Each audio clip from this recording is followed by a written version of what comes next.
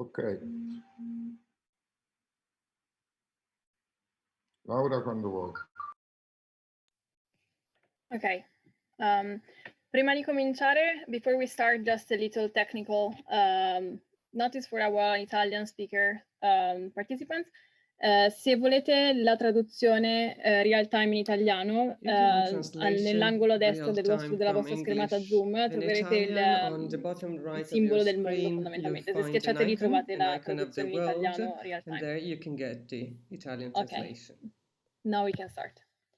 So, hello everybody, my name is Laura Convertino, and on behalf of Science for Democracy, the Luca Coscioni Association and Humans, I would like to thank you for joining us to celebrate the World Science Day for Peace and Development.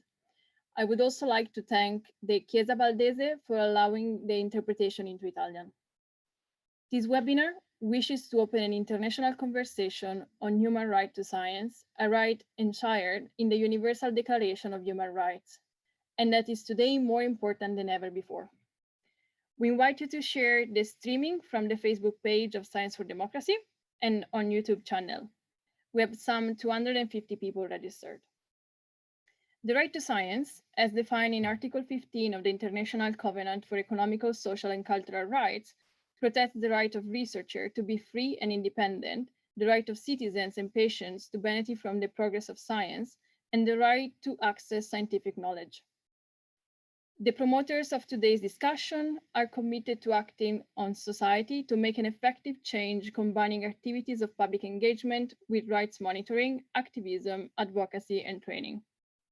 In February of this year, thanks to the facilitation and hosting of Dr. Sarah Hagbor, African Commissioner for Research, we held the 6th meeting of the World Congress for Freedom of Scientific Research in Addis Ababa, Ethiopia.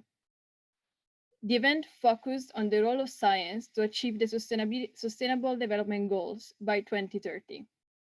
A core part of the Congress was devoted to the discussion of the General Comment on the Right to Science, published by the Committee on Economic, Social, and Cultural Rights of the United Nations in April 2020. The document will also be discussed today as a key development in international affairs. Before leaving the microphone to Marco Cappato, treasurer of Luca Coscioni Association and co-founder of Science for Democracy, I would like to introduce the video Enjoy Science that was recorded in Addis Ababa and that will accompany us in celebrating today and in launching an appeal for the human right to science.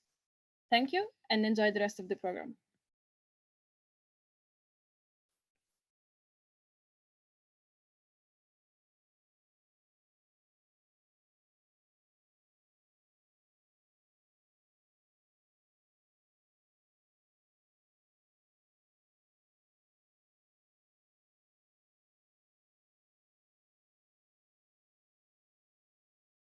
The video is coming shortly.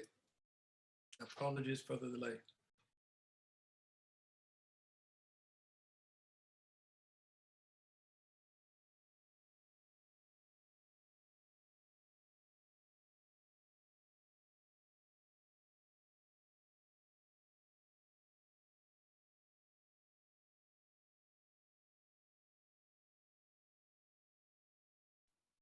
There is no audio. There is no sound.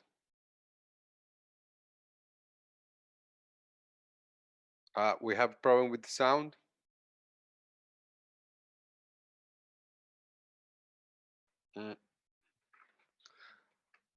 Okay, I think we have to interrupt the video because we are not hearing. I don't know if someone can give us feedback on that. Michael, Virginia, we're not hearing. Yeah, Virginia is on it. We apologize for that.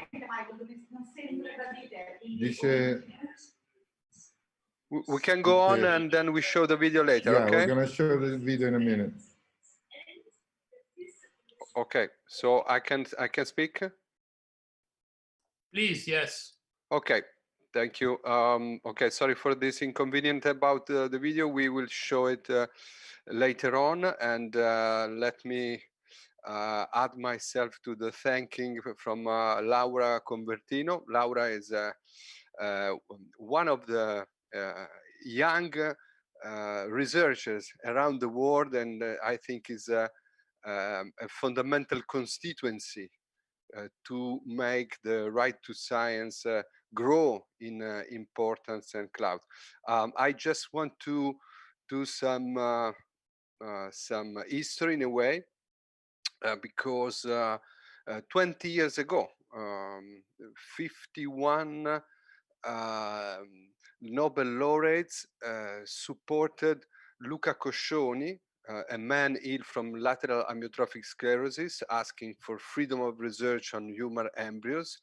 And the 51 Nobel laureates supported him as candidate to the Italian parliament. With Luca Coscioni, who died in 2005, we founded the World Congress for Freedom of Scientific Research. At that time, we were discussing mainly about how to defend science from political attacks driven by religious powers in a way. Today, in the middle of the pandemic, we have on the agenda also the issue of how science can help politics or can help the management of the crisis, and more in general about how the scientific method can help to improve the quality of the decision-making process in all sectors, from biology to the environment. After half a century from the approval of the UN International Covenant on Economic, Social and Cultural Rights, the general comment on science approved a few months ago is providing us an important tool to have science respected. And of course, Mikel Mancisidor will speak right after me and will explain much better than me what is all about. Today's event is an occasion not only to explore theoretical and practical implications of the human right to science, but also to present some political proposal for immediate action. And we, as Science for Democracy, Associazione Luca Coscioni, other groups and personality who will sign on the website sciencefordemocracy.org our appeal, we call on governments to promote the general comment on science as a guide for the full enjoyment of the right to enjoy the benefits of scientific progress and its applications. We call on governments to dedicate a specific section on science-related issues during the Universal Periodic Review before the Human Rights Council, as well as in their periodic reports to the UN Committee on Economic, Social and Cultural Rights. In other terms, we need constant monitoring of the application of the right to science. We call on government to ratify the optional protocol to the covenant that recognizes the competence of the UN committee to receive communications about eventual violations of these rights. So this is very important because we need more countries around the world to sign this optional protocol. And this is a very concrete political proposal. We call on governments to adopt all necessary legislation to fully respect their international human rights obligations concerning, in particular, the right to science, and to support also financially the scientific enterprise, because it's not only about freedom, it's also about money, of course, as we know. We call on governments to promote an open access to scientific literature. Imagine how important it is for what's going on with coronavirus, but in general. We call on governments to promote and protect scientific culture and education, including humanities at the national level, also through international cooperative projects, with particular attention to low and medium income countries.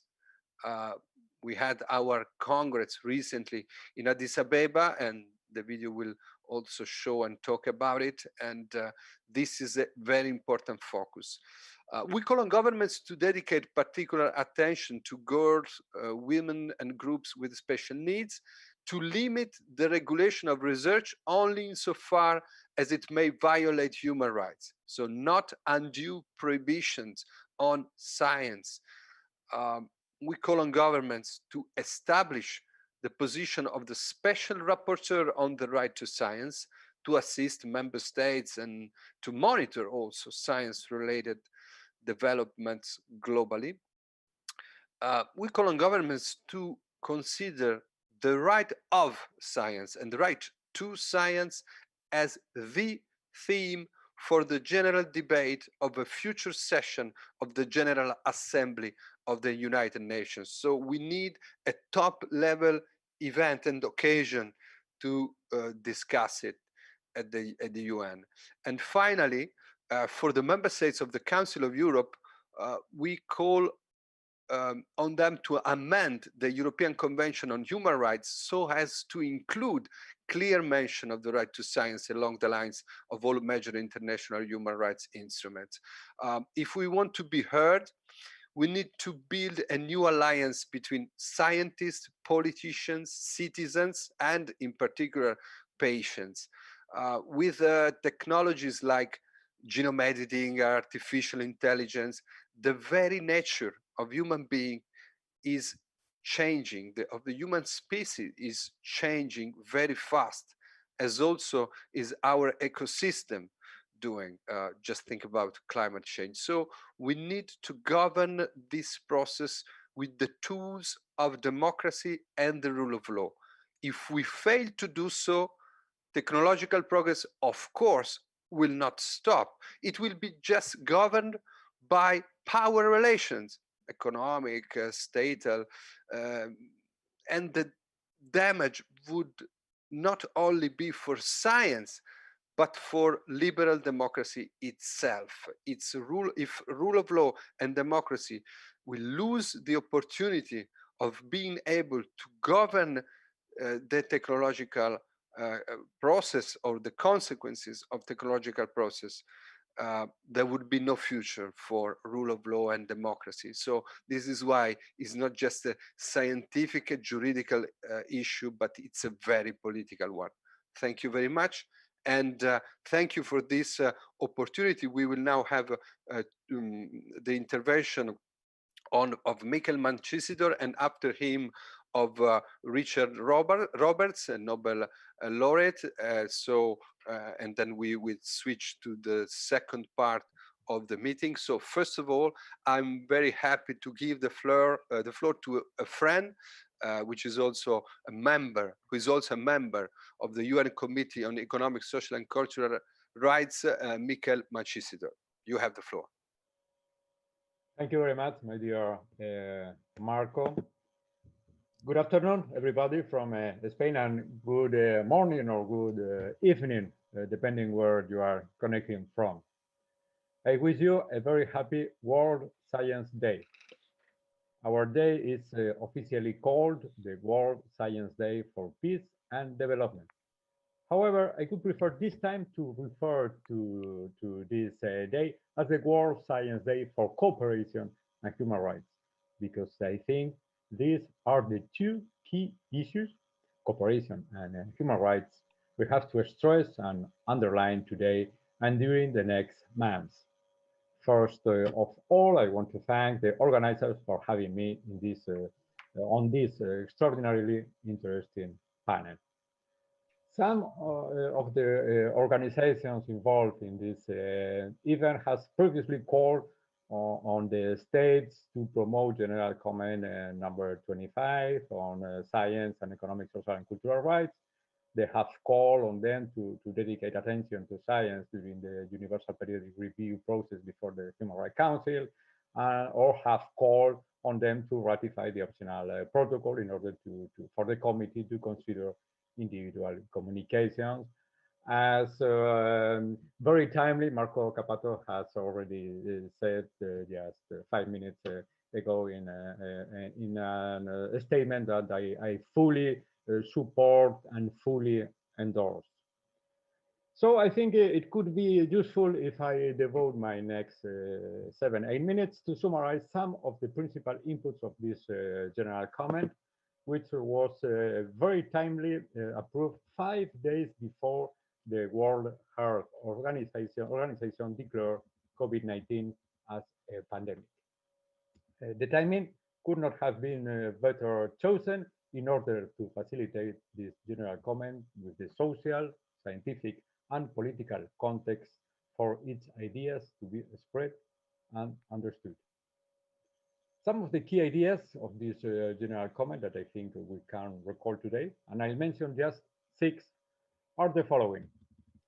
First, on the name, based on the strong participatory component found both in the Universal Declaration and in the Covenant, according to this general comment, the name of this right is the right to participate in and to enjoy the benefits of scientific progress and its applications. This means that doing science does not only concern scientific professionals, but also considers citizen science. That means ordinary people doing science and the dissemination of scientific knowledge and the access to this knowledge. Second idea, what are we talking about when we talk about science? The general comment tries to delimit the concept of science we should consider from the point of view of human rights. Based on UNESCO's recommendations, the general comment considers that science refers both to natural and social sciences and refers both to a process following a certain methodology, that means doing science, and to the results of this process, that means knowledge itself and its applications. We should consider as science only what is based on critical inquiry and is open to falsifiability and testability.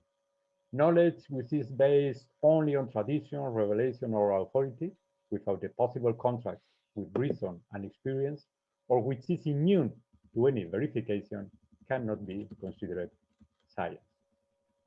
Third, limitations. Limitations are a key question as regards any right, but are perhaps especially delicate in this particular case.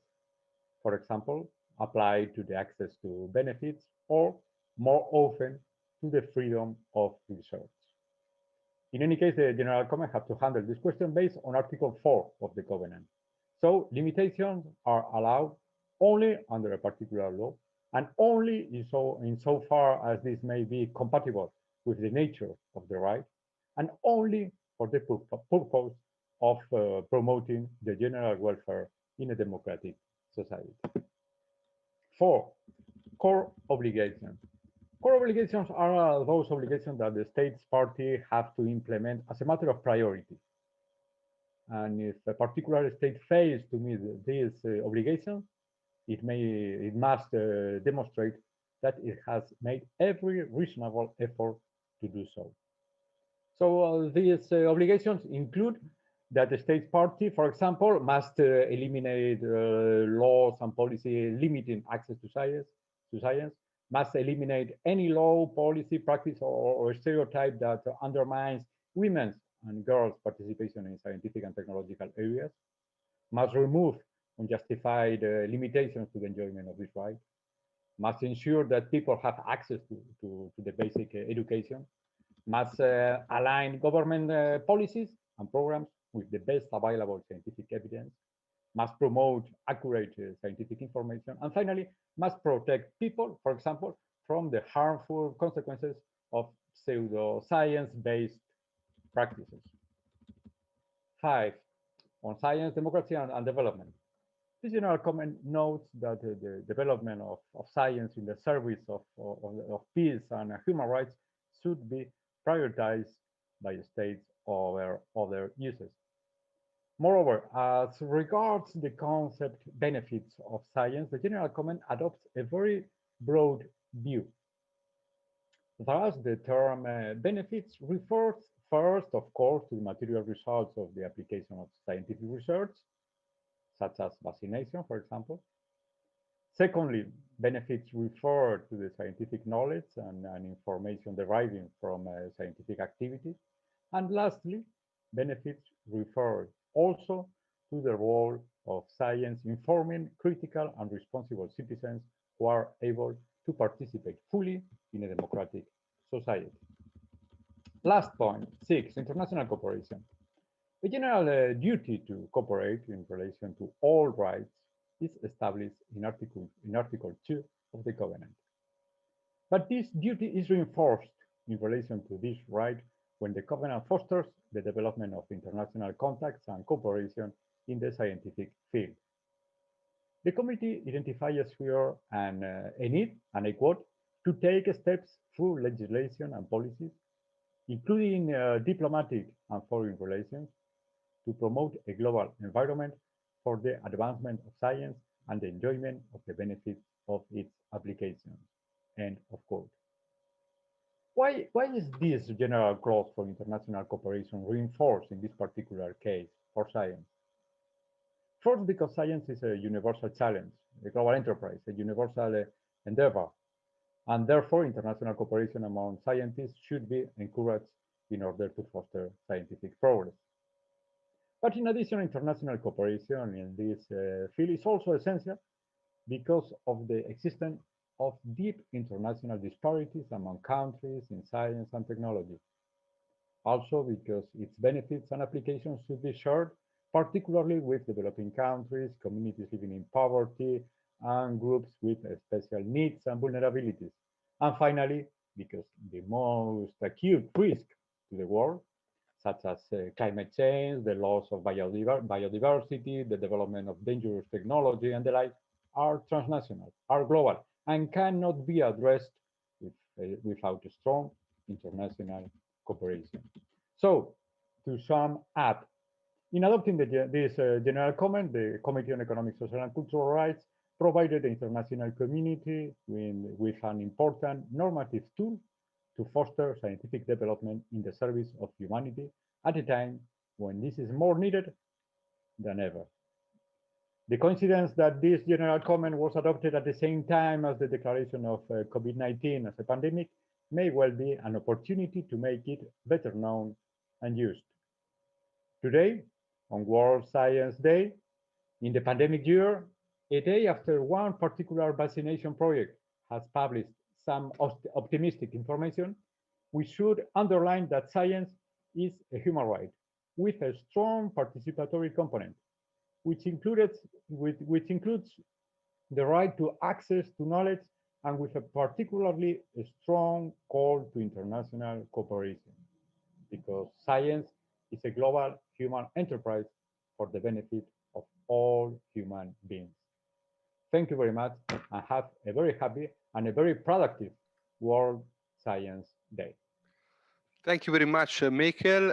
Mikel Mancisidor, I want to thank you in special because, well, of course, negotiations were going on have been going on for years for this general comment, and it's not only about institution, it's also about people. And when you have people who believe in what is done, then things progress much faster. And I think your personal role was incredibly important in order to achieve the result of the general comment. So thank you very much to Mikel Mancisidor. And then thank you very much, Marco. And this is why I also have to thank all of you for having been so key during the last 6 years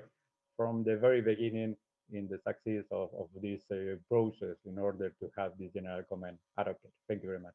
Grazie, Mikel. And then now we should be ready to give the floor to Richard Roberts, who is a Nobel laureate in physiology or medicine, chief scientific officer at the New England Biolabs.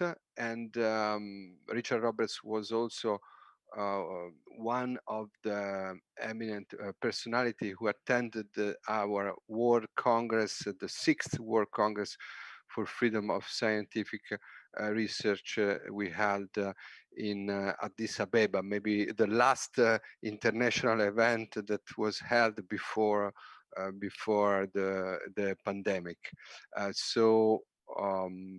Rich, I see you there. Okay, perfect. Rich, the floor is yours. Thank you. Can you hear me okay? Yep. Yes. Good. Okay, well, it's a great pleasure to be here, and it's always a pleasure to celebrate science. So I'm very keen on the idea of a World Science Day. And I think it's particularly opportunistic, if you like, this year. But what we're doing is we're running this in the presence of a pandemic. And a lot of people have seen the pandemic as being something terrible, something that's really causing major problems, which of course it is. But I think one of the things that it has shown rather clearly is that science is as important, if not more important, than almost anything that we do as a society at the moment. So for instance, the countries that followed the science, countries like New Zealand, countries like South Korea, like Taiwan, they have done extremely well in dealing with the pandemic. Whereas in countries that have paid much less attention to science, and of course I speak here from personal experience in the US, where we have a president who I think probably can't even pronounce the word science, just doesn't believe in it, and as a result has led many people in this country also to decry science and not to follow the advice of scientists. Surprisingly though, Dr. Tony Fauci, who's head of NIAID, has really done a wonderful job in trying to keep the science straight despite opposition from Trump. Now, why I say that it's also a good thing as well as a bad thing is that it has shown the power of science. Many scientists gave up what they were doing and started working on projects related to COVID-19. We now have a vaccine that looks as though it's on the brink of being accepted from Pfizer, and the initial results look very promising, although it's still very early to say. But if the results hold up, then that vaccine looks as though it may be the first to be given to medical workers around the world. And the company Moderna, using exactly the same technology, are close behind. They too should have a vaccine available soon. And there's every reason to think it will be as effective as the one that Pfizer is producing. That is very, very good news on many fronts. It's good news because the method for making this vaccine is very different from any that has been made before. It's a new way to approach vaccines, and I think it's one that could be used for many, many other diseases. And so if it does in fact turn out to be successful for COVID-19, then I think we can see it deployed in many other diseases also. I think it's also shown the need for education of the public. The fact that so many people who really are facing the woes, the problems caused by the pandemic, do not understand the science behind it. They've not tried to make the effort to understand the science behind it. And they rather would listen to politicians who spread lies and falsehoods and just ignore the science rather than trying to understand the science. And I know in this country, and I suspect in other countries too, we've done a very poor job of educating our children so that they really do understand the basics of science. But I would also blame the scientists to some extent, because I think we as scientists have not done the best job we could in terms of telling the public about our science in words that they understand. There are an awful lot of us who go out and speak about science and then start using acronyms and start using words that are unfamiliar to the general public, and so they simply do not understand what we're saying. And for many scientists, they think this is showing how great they are and how smart they are, whereas I think it's actually the opposite. It shows how foolish they are if they're not interested in communicating their science to the public. There are many other science opportunities that are coming also at the present time. And I just want to focus for a moment on one, and that is the misinformation that is circulated on Facebook, on social media, by organizations that decry science. They claim vaccination is terrible. They claim vaccination doesn't work. And we face a situation at the moment where many people who should be vaccinated simply won't get vaccinated unless we can do a better job of emphasizing just how good this is. And I think the tragedy of this is that we have relatively few medicines that are absolutely wonderful and don't cost a lot of money. And vaccines have to be the best medicine we ever came up with. They don't cost a lot of money and they prevent disease from spreading. And they really are wonderful. I would not hesitate to go and get vaccinated. And I think we have to find a way of getting this message to the general public. The other issue that I want to talk about is also another product of science, and that is a better way of breeding plants. I'm sure those of you in Europe, of which many are, and especially in Italy, are aware of the language used by politicians, used by anti-GMO groups, used by all sorts of groups that really do not want to embrace GMOs, genetically modified organisms. And I think this is really quite appalling. And it's based upon some misconceptions that have gotten ingrained in the public by the anti-GMO organizations, who again, just like many politicians, love to tell lies, love to spread misinformation, love to scare the public in the hope that you will support them. And for organizations like Greenpeace, this has been incredibly successful. This has been one of their best fundraising efforts ever to be against GMOs. And yet GMOs has to be the future for anybody who is involved in plant breeding. We already know that in the case of the big agribusinesses, they got started on this. And in fact, it was the way that Monsanto rolled it out that caused problems. But in fact, big agribusiness has not benefited as much from GMOs as regular smallholder farmers have and can. There are many things we can do to increase the speed with which we can breed new plants, and the GMO approach is one of them. Typical breeding may take 20 years to bring a new crop to market with some desirable trait. With GMOs, you can often do it in a mere 2 to 3 years. And so this is something that is desperately needed in the developing world. And the reason is that almost all of the agricultural development has taken place in the West and has focused on the crops that we eat here in the West. But in many parts of the world, and especially in developing countries, the staple food source is not wheat. It's not necessarily rice or soybean. It's rather local produce like cassava, like manioc, like other plants that are eaten locally. These have never been subject to intense breeding because there was no money to do it. The big agribusinesses don't want to spend the money to do it because they can't make a profit, they think. But local scientists can do it, will do it, local governments can do it. And it was with great joy that I heard about the cowpea project in Nigeria, which is now recombinant cowpea, GMO cowpea, can be grown and can be sold and distributed.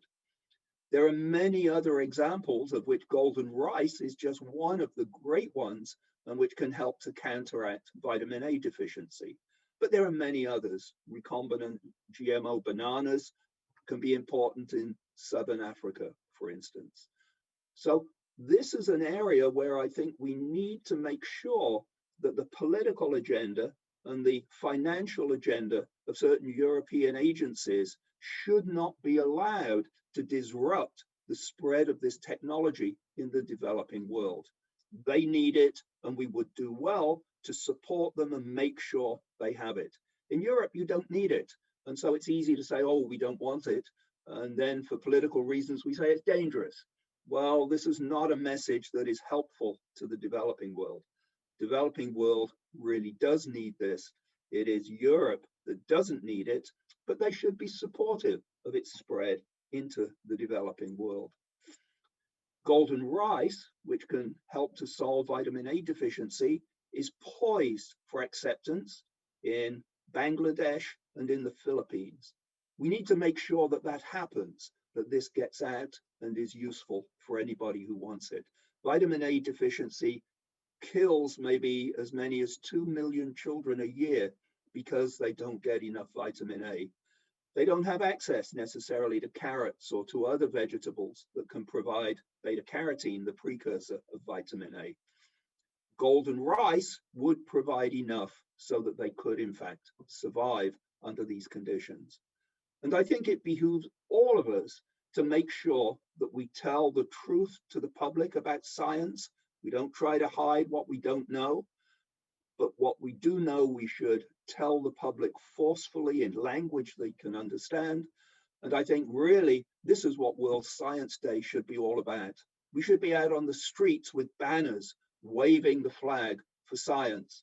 And let's see if we can't get a lot less politics out of science and a lot more science into politics.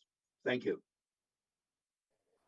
Thank you so much, Professor Roberts, for his amazing, really straight to the point speech. I think you really summarized well what we want to share today with really powerful words. So thank you so much again. Thank you.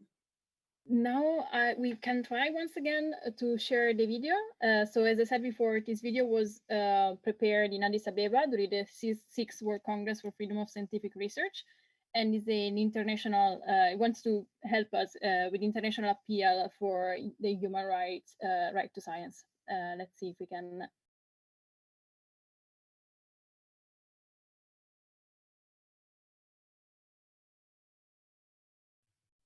I think we have still a problem with the audio.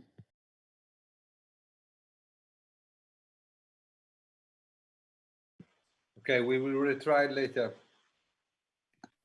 Okay. So meanwhile, if you want to just start checking out the appeal for later when you can actually see the video, you can sign the appeal on our website, sciencefordemocracy.org. And now I will pass the floor to Giulia Perrone. Giulia is a PhD student at Turin University and is our research and advocacy officer for Science for Democracy. And she will be the chairman for the next session. Thank you very much. Thank you, Laura. Hello, everyone, and happy World Science Day for Peace and Development to you all. We've got a lot to celebrate on this day. We've got to celebrate not only the development of scientific knowledge, not only the development of new technologies and their impact on our daily life, on our health, on our human rights, but we've got to celebrate also the connections between science, peace, and development. We should always bear in mind the crucial importance of such connections. We should always bear in mind that in 1948, a Universal Declaration of Human Rights was adopted in order to make sure that none of the atrocities carried out during the Second World War could happen again, including the ways in which science has been improperly used for the commission of torture, of cruel, inhuman, degrading treatment on human beings. The declaration and all instruments, all human rights instruments at the international, at the regional, at the national level, in which the right to science is enshrined, have been adopted with the aim to make sure that science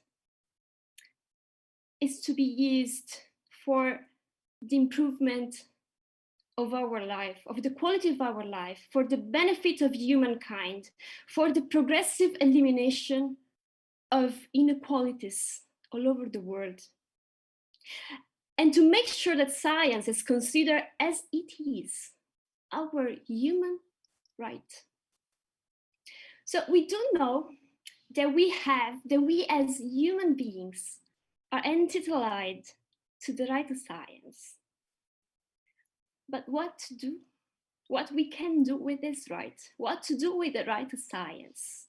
This is the title of the present session, and I'm happy to facilitate this session I'm happy to introduce the two speakers that will be with us for the next 30 minutes.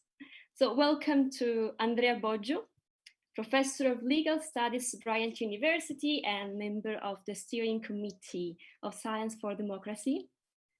And welcome to Jessica Windham, Director of the Scientific Human Rights and Law Program of the American Association for the Advancement of Science. Thank you both for participating in the webinar.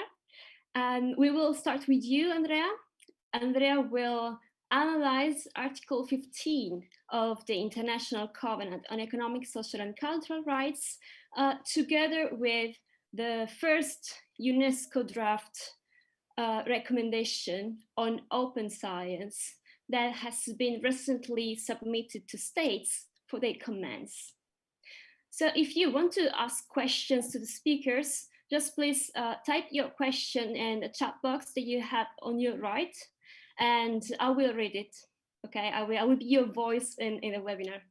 So I think that we are ready, and Andrea, whenever you want. Yeah, thank you.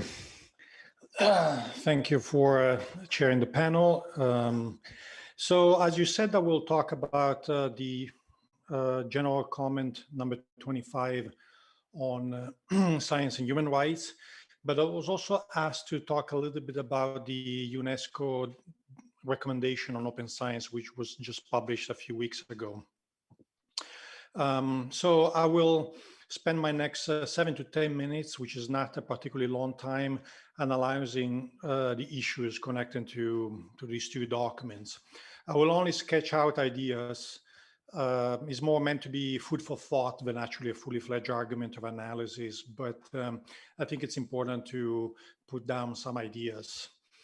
So I will make fundamentally 3 points in my remarks. First, I will argue that we need to engage theoretically with General Comment 25. This work must place the General Comment in a broader context of international human rights law and in science policy to further clarify its content and the content of Article 15 of the International Covenant on Economic, Social, and Cultural Rights. This is not just academic work, it's also essential, I think, to facilitate its realization. I will then look briefly at the connection between General Comment 25 and UNESCO recommendation on open science. And finally, I will argue that the current legal landscape in the international legal order, it's somehow incoherent. And therefore, we need to develop a framework that brings together the different legal instruments and initiatives to build a new vision of the relationship between science and society. I will contend that we need a new social contract for science and society, one that is grounded on human rights law. So let me start with the theoretical work on General Comment 25. The document is quite lengthy and touches upon many dimensions of the relationship between science and human rights. In many ways, this is a comprehensive analysis of this relationship and one that I personally welcome and commend the committee for undertaking. However, since the document's primary function is to assist state parties in discharging their reporting duties under the covenant, the general comment doesn't really provide a solid theoretical understanding of the right in all its dimensions. And as a result, some analytical work is needed to understand better the scope and content of Article 15. My reading is that the right to benefit from scientific progress is conceptualized along 6 dimensions of sub-rights, by looking at the general comment.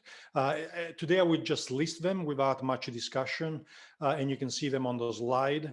I believe there is a right to access scientific knowledge, a right to access applications of scientific knowledge, the right to innovation, which means the right for society or governments to fund and support the scientific enterprise, the right to policies based on scientific evidence, the right to participate in scientific progress, a point that was stressed earlier by committee member Mikel Mancisidor, which I believe is the right to access the scientific profession, to contribute to scientific progress, participate in policy decision relating to science.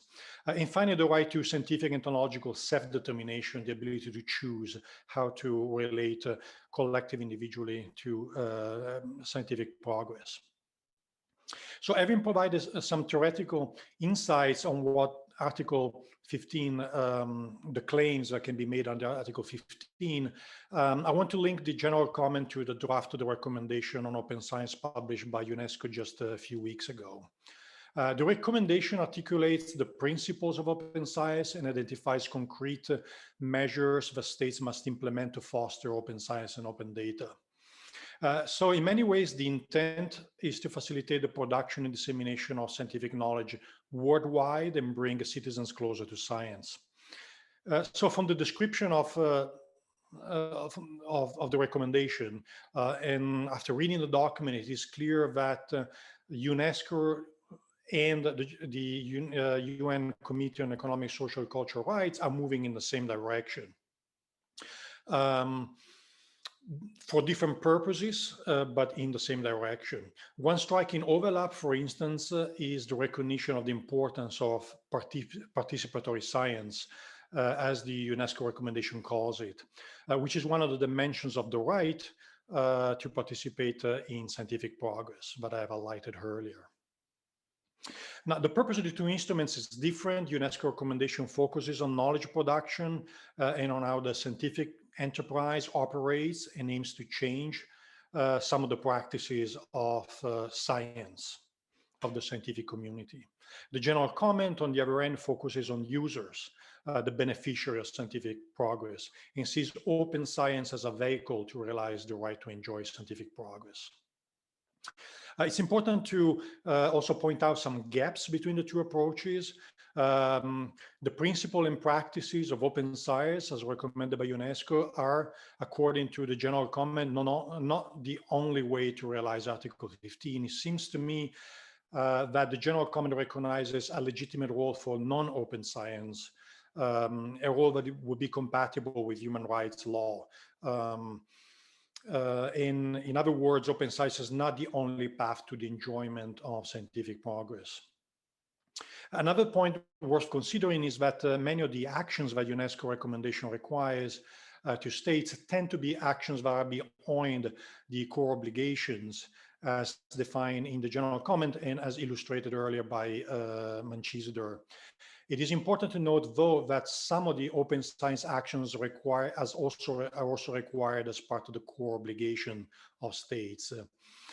These are the requirements, and I quote from paragraph 52, to eliminate law, policies, and practices that unjustifiably limit access by individuals or particular groups, to develop a participatory national framework law on the right, and to foster the development of international conduct and cooperation in the scientific field without imposing restriction on the movement of person, goods, and knowledge beyond that is justifiable according to Article 4 of the Covenant.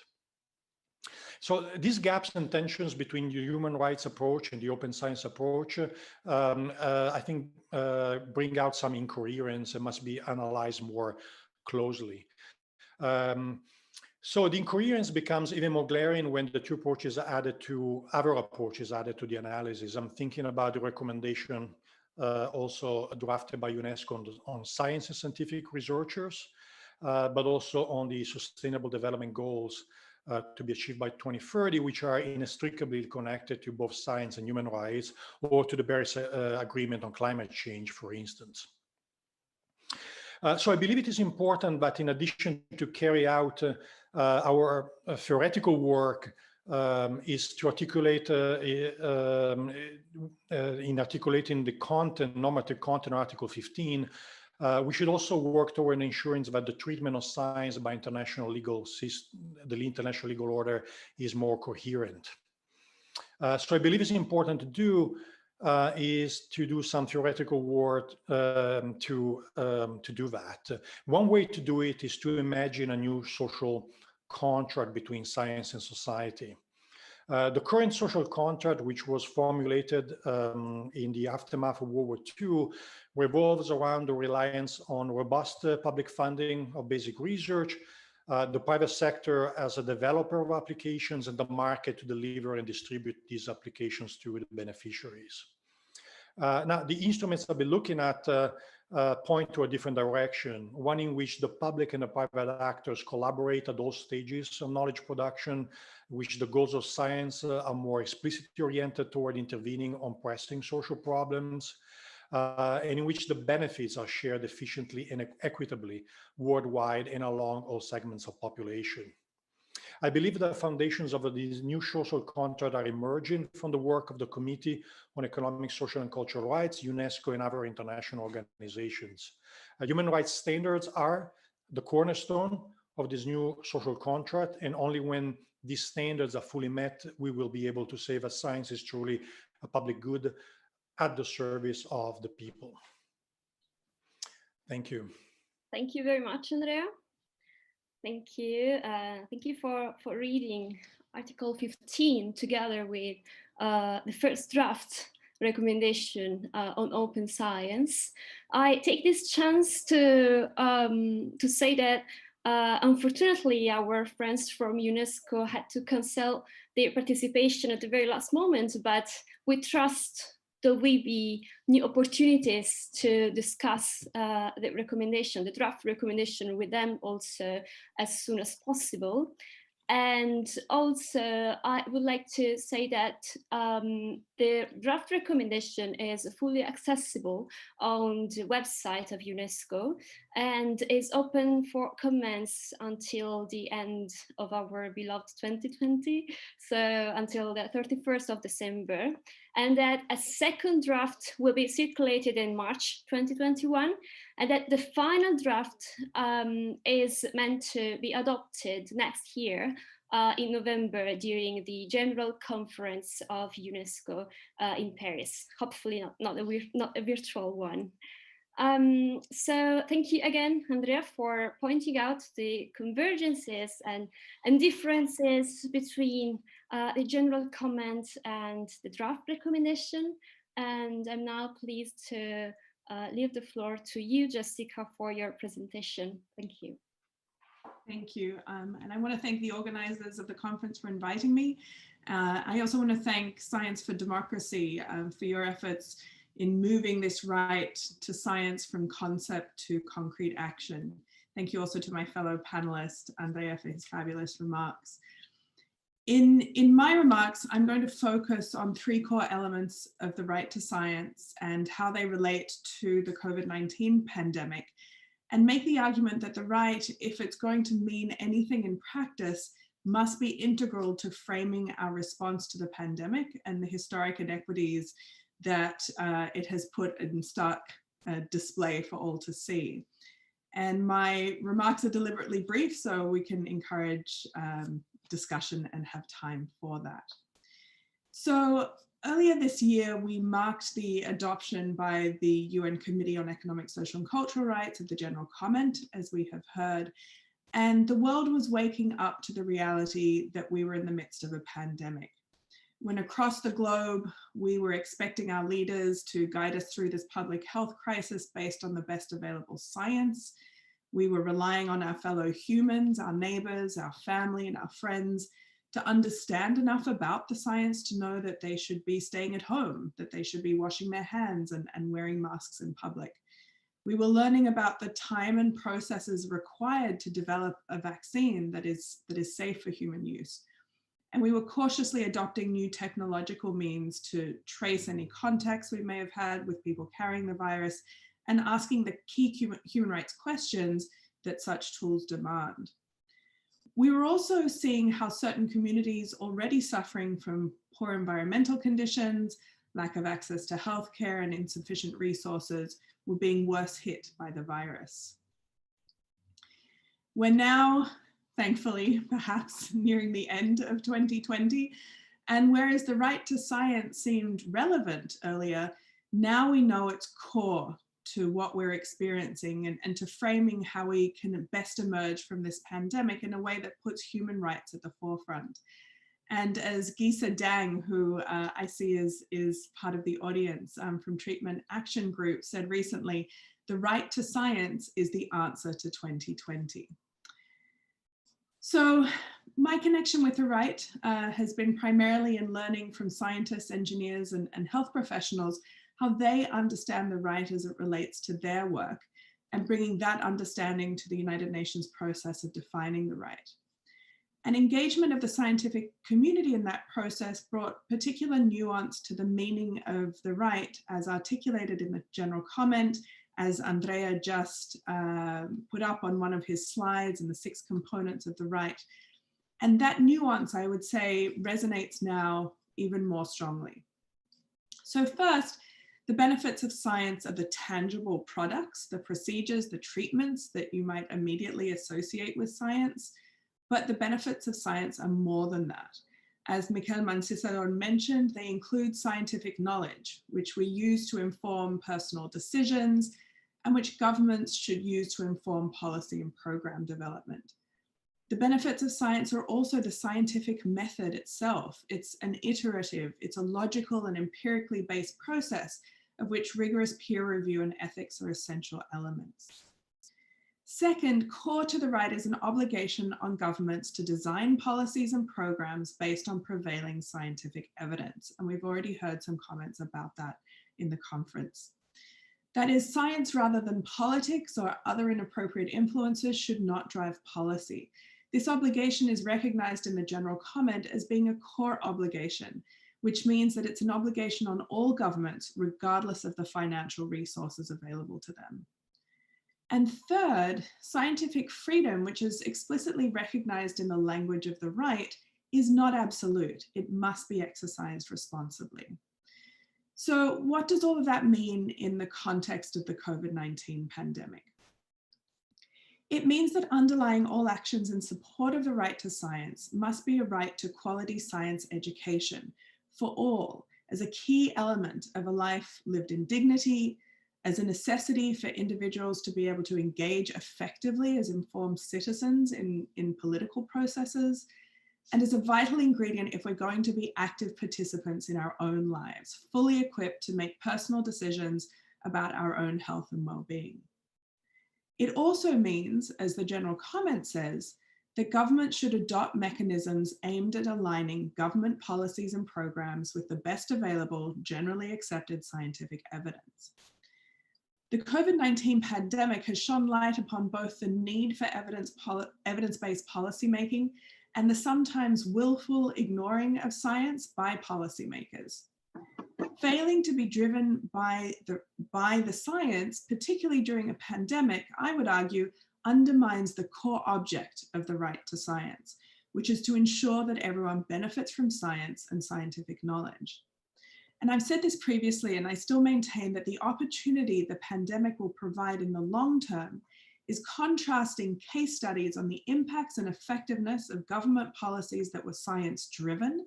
And we've heard examples. New Zealand was mentioned. I'm Australian, so I have to mention Australia as well, Thailand and other countries, and those that were driven primarily by other considerations. I'm in the US, and obviously this country is an example of that. Finally, turning from individuals and governments to the scientific community, the right to science, as articulated in the International Covenant on Economic, Social and Cultural Rights, is interesting in that while it requires governments to respect the freedom indispensable for scientific research, nowhere does the provision address the responsibilities of science. And so I want to turn to a statement that was adopted by the Board of Directors of the American Association for the Advancement of Science, where I work, in 2017, and it addressed the relationship between scientific freedom and scientific responsibility. And the statement is brief. It reads, "Scientific freedom is the freedom to engage in scientific inquiry, pursue and apply knowledge, and communicate openly. The freedom is inextricably linked to and must be exercised in accordance with scientific responsibility. Scientific responsibility is the duty to conduct and apply science with integrity, in the interest of humanity, in a spirit of stewardship for the environment, and with respect for human rights." The general comment doesn't dedicate much time to the scientific responsibility aspect of the right, though it should be central to our understanding of what freedom means. The COVID-19 pandemic has given rise to several human rights questions about the conduct of science. For example, the conduct of human challenge trials, the application of technology, including the use of artificial intelligence as a tool for triage of patients in hospitals where resources are stretched thin, and as a means for tracing the movement and contacts of individuals with the goal of identifying and curbing the spread of the virus. The opportunity the pandemic provides is to open up discussions about the human rights implications of the conduct and application of science, to explore how ethical and human rights frameworks complement each other, and to engage and encourage the participation of communities affected in ways that they have not been in the past. In June of this year, the Chief Executive Officer of AAAS, Dr. Sudip Parikh, wrote in an editorial in Science about the pandemic, framing this time as, quote, an opportunity born of tragedy. Among the multiple tragedies brought upon us by COVID-19 and inadequate responses to it has been the impact it has had on already marginalized populations. The pandemic has laid bare the entrenched, historic, and systemic injustices that pervade society, particularly as they relate to health and access to adequate health care. These injustices are evident at local and national levels as they are at the international level. The opportunity the pandemic provides is to spur action to address the underlying racial and ethnic inequities in the US, for example, that have resulted in significantly disparate impacts of the pandemic among certain populations. The pandemic also provides the opportunity to consider better global models of cooperation and coordination, as called for in Article 15.4 of the International Covenant on Economic, Social, and Cultural Rights. A step in that direction was taken recently, and we've heard about this, when UNESCO, the World Health Organization, and the UN Office of the High Commissioner for Human Rights together launched an appeal explicitly to reaffirm the right to enjoy the benefits of scientific progress and its applications by the adoption of open science practices, including open access and open data, as vital steps towards strengthening the response to the COVID-19 pandemic. In conclusion, we now have the opportunity to take the conceptual framework of the right to science, fully articulated in the general comment adopted this year, and turn it into real action, into concrete policies and programs that address the inadequacies of our science education systems, that redress the systemic injustices that result in differential impacts of the pandemic on marginalized populations, and to move forward forthrightly but thoughtfully as we conduct research and adopt new technological approaches to manage and emerge from this pandemic. We have an opportunity, but more than that, those working in human rights, in access to medicines, in peace and development, we have an obligation to affect this change.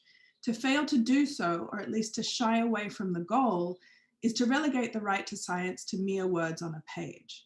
That is not why more than a decade was spent grappling with what the right means in practice. That is not what was expected of governments that adopted the treaty in which the right appears. And that is not what we should permit of each other. Thank you. Thank you so much, Jessica. Thank you. So your work and the work of the American Association for the Advancement of Science has been crucial throughout the years in contributing to understand how to move from conceptualization of the right to science to the implementation of this right. So thank you also for the focus on the current pandemic, which is very useful to us. And so we look forward to continue to work with you during the next month and years. So we have time for a few questions now. And so meanwhile, so you can type your questions in the chat box on your right. And I can see actually that there is a question for Sir Roberts. I don't know. Yeah, he's here. I don't know if that is fine with you. I can. Yes. Okay. So maybe I can go directly with that one. Sure. Okay. So do you think that GMOs makes a difference on developing countries' living status? As you say, there is also anti-GMO society. Well, I think the answer is quite easily yes. A very good example is the studies that have been done in India using BT cotton, where BT cotton has become a very, very good product, and the farmers there really enjoy great economic benefit as a result of growing it. So for them, it's much more profitable and they're a lot happy. If you go to Bangladesh and look at BT eggplant, where there was a big problem with eggplant, it was very subject to various insects eating it. The BT eggplant has become incredibly successful. In fact, now they grow so much they can't eat it all. And interestingly, in the neighboring state of Assam in India, the farmers have been gathering seeds from Bangladesh and growing them in India, even though it's forbidden, because they had such major problems with growing enough eggplant to eat. So I think it really is very clear. BT corn is another great example of something that's had a huge impact. And farmers in the developing countries, when they hear about these things, they really want access to them. Because if you're a smallholder farmer, you always look and see what your neighbor is doing. If your neighbor has a crop that is growing well, you always try to beg some seed so that your crop will grow as well. And for instance, in Uganda, with bananas that are resistant to Xanthomonas wilt, there the research has shown very clearly that this grows really well, it's resistant and so on. And yet it's the government egged on actually by anti-GMO activists who got to the president's wife and daughter that stopped it already from being present and available to farmers so that they could grow it. So I think the benefits are obvious, many, many examples. And if some of these countries will just relax their laws and, you know, ideally tell the GMO activists to go back to Europe and stop trying to be missionaries in Africa, they could get on and grow many of these crops and do very well for the local economy and for the food supply. Thank you very much for your answer. So I take advantage from my position as facilitator and I break the ice with a question for both Andrea and Jessica. Wait, no, we've got a question. So when talking about the value and importance of science, we often forget to mention real life examples that drive home the message of science as a critical tool for the welfare and indeed the future of humanity. There was a comment. Thank you very much. So I go ahead with my question. This is for you too, but it's open, of course. So the general comment dedicates an entire section to the principle of non-discrimination. But in that section, the general comment says that owing to limitation of space, the comment will focus on 4 out of the 5 groups that, according to the committee, have experienced systemic discrimination in the enjoyment of rights. So the 5th group is LGBTI people. And we all know that trans people and intersex people have never seen the right to science recognized before a court. So do you think, this is my question, do you think this is a missed opportunity from a human rights perspective or not? And with what consequences in terms of identification of social needs connected with science and implementation of the right to science? Sorry if it was too long, I can repeat it, sorry. I'm thinking what the answer should be. Jessica, do you want to go first?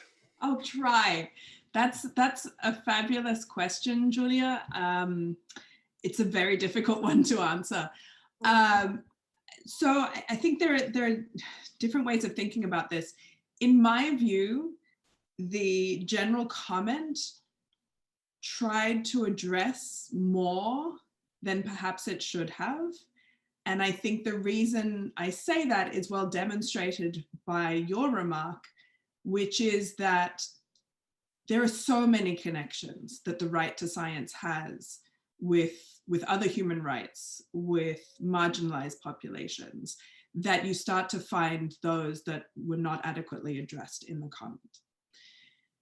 That said, the committee having gone down the path of trying to address as much as it did, an opportunity was certainly lost.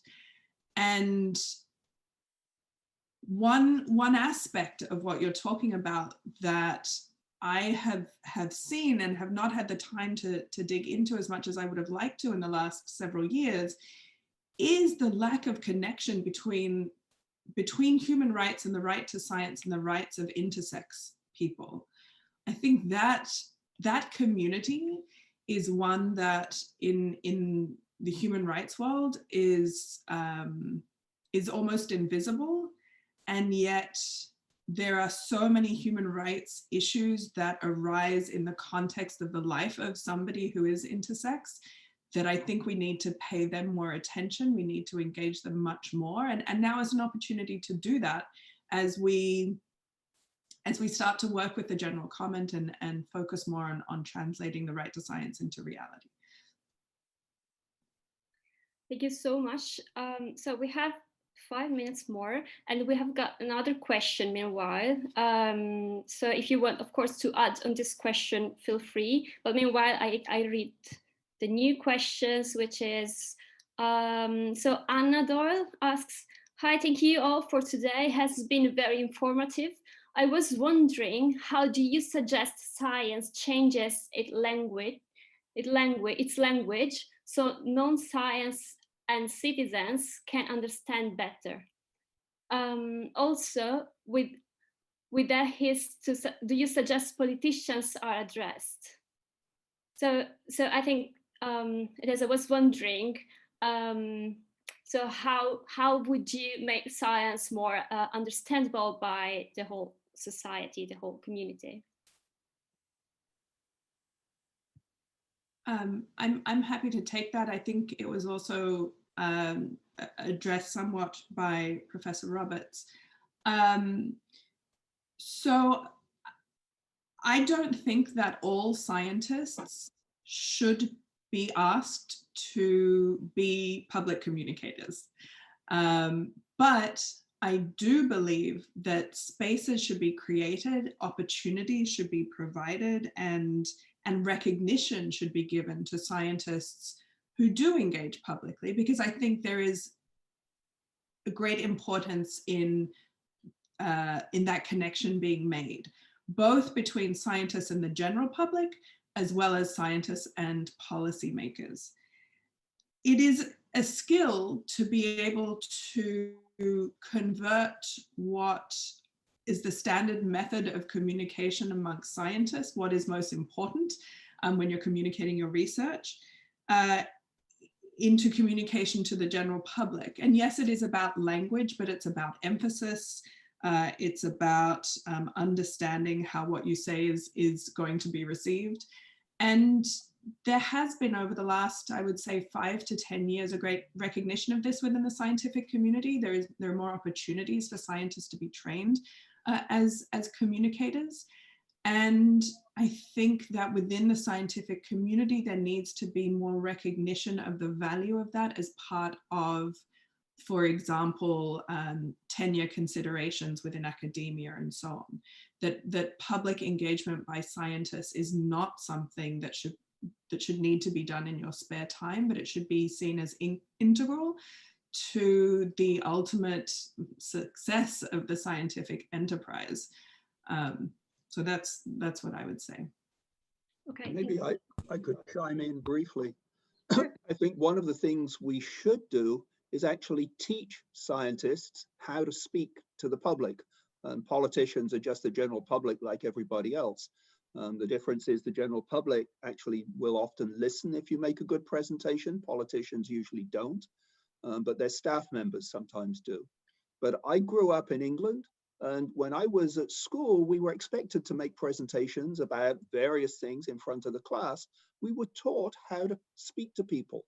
And I think this is something that most people can learn how to do. I always ask my students, well, you know, I'm going to give you the grandmother test.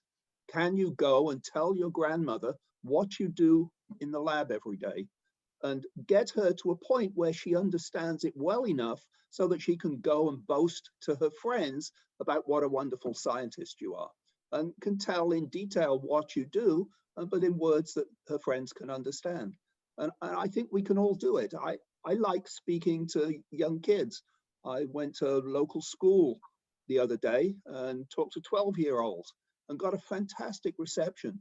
And one of the things that I learned that I got back, they'd all been told they had to write to me and say how, you know, what they got from the talk. A whole lot of them said this was the first time they ever felt they'd been spoken to as though they were adults. And I think this is something else that we need to learn, that kids are actually pretty smart, and one shouldn't talk down to them. Similarly to politicians, to members, you don't want to talk down to them. You want to talk as though they're reasoning adults, which almost all of them are. I think we are currently experiencing the consequences of this lack of scientific culture of scientific communication right now, at least in Italy, with this pandemic. So it is a very, very actual, very issue that we are now like touching with our hands. So I don't know if Professor Mancisidor wants to comment on these questions, and also we have another question. We have time for just the last question. I'm sorry for that. This is from Monif Zubi. I'm sorry for the pronunciation. So it's, will the world after COVID-19 be the same as the world before the pandemic in the interaction between science and policy again? And what role can academics of science play in this endeavor? Who wants to address this question?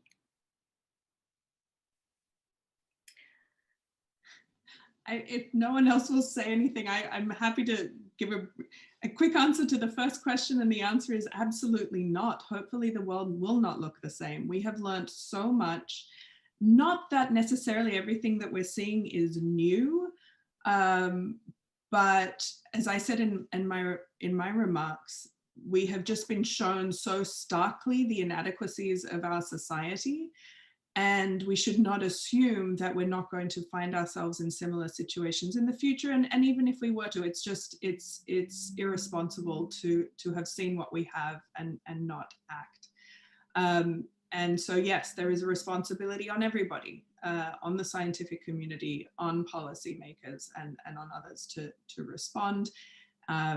It's just the challenge of figuring out how to do so and how to overcome the divisions of our society, but we must respond. If you allow me 30 seconds, sure. We are running out of time. I want to complement the previous answers and also say something about that. I think one aspect that is stressed well in the general comment is also scientific literacy. And so there is a role in educating also citizens as, so science communication is just a one-way communication from scientists to society, but also citizens needs to acquire the skills in order to understand. And it's a duty of governments to really improve science literacy.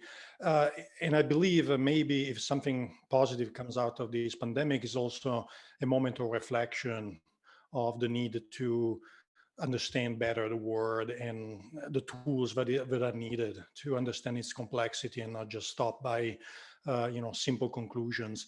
But that's, I think, a responsibility of citizens, not just of scientists, to pause and think about the role of science in society. Thank you very much. Could I just say one thing? Sure. I think one of the things that some people do well, filmmakers do well, is actually to bring videos that can really bring along scientific concepts very nicely. There's a wonderful one out at the moment from David Attenborough called A Life on Our Planet. And I would recommend it to everybody. It really is a wonderful documentary that deals with climate change in very, very good ways that everybody can understand. And you come away at the end of it thinking this is a real problem. And you don't have to have any degree of great education in order to follow this. So David Attenborough, A Life on Our Planet, very good example of how to communicate science.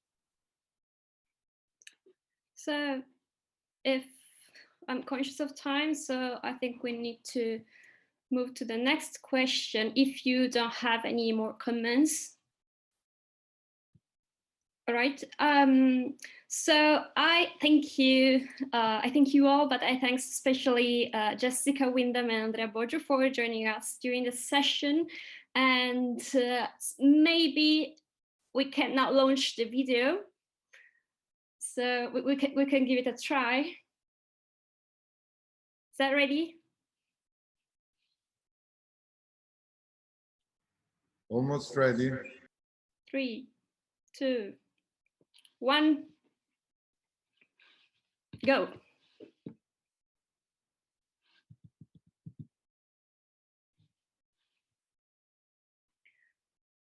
Almost ready.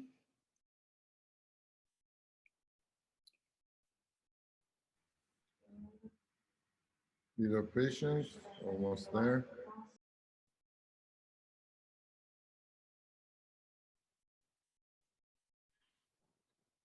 I think that's not the one you want.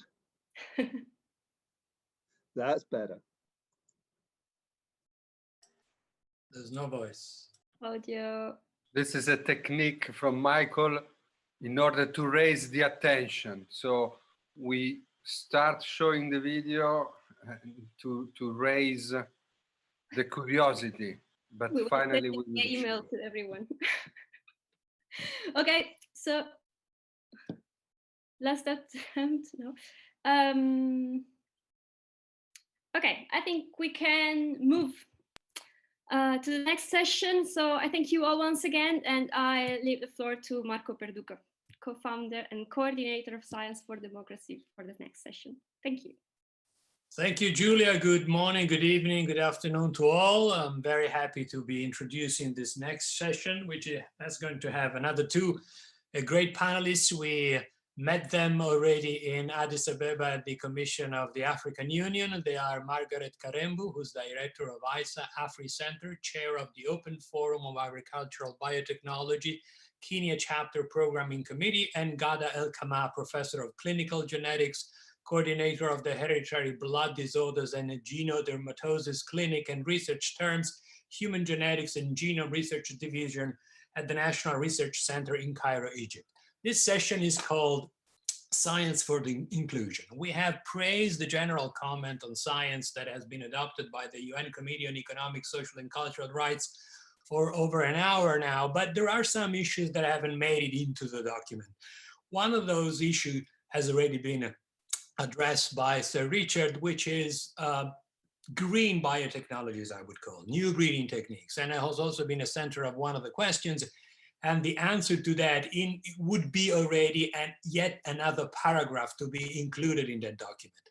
There is a mention of biotechnology in the general comment, which, as Professor Mancisidor has told us many times, it's a compromise. So it had to take into consideration different views, different traditions, different ways of looking at things. But certainly when we speak about science, we have to look at the science first and then take it into consideration any other cultural elements that may be arising from that. And perhaps we can go back to some of the questions that are talking about issues like freedom of research and morale and religion and the use that those things can play in promoting science, but later on. Certainly, the inclusion of issues that have remained outside of the general comment may not be possible technically, but has to be possible politically, so to speak. That is, including those issues inside the preoccupations of those that have been promoting, protecting, accompanying the preparation of the general comment, but have also dedicated some time to make the rights to science known and respected the world over. The other issue, and Margaret Karembu will speak about biotechnologies in agriculture, and Ghada Kamah will speak about studies about genetics. The beginning of this year, an article in the Financial Times told us that around 3% of African DNA has been sequenced. So we are facing a situation in which the continent with the biggest heritage in terms of biodiversity hasn't been studied at all. At the outset of our 6th session of the World Congress of Freedom of Scientific Research in Addis Ababa, we heard that the entries in Wikipedia about Africa are the same number that the entries on Wikipedia about Portugal.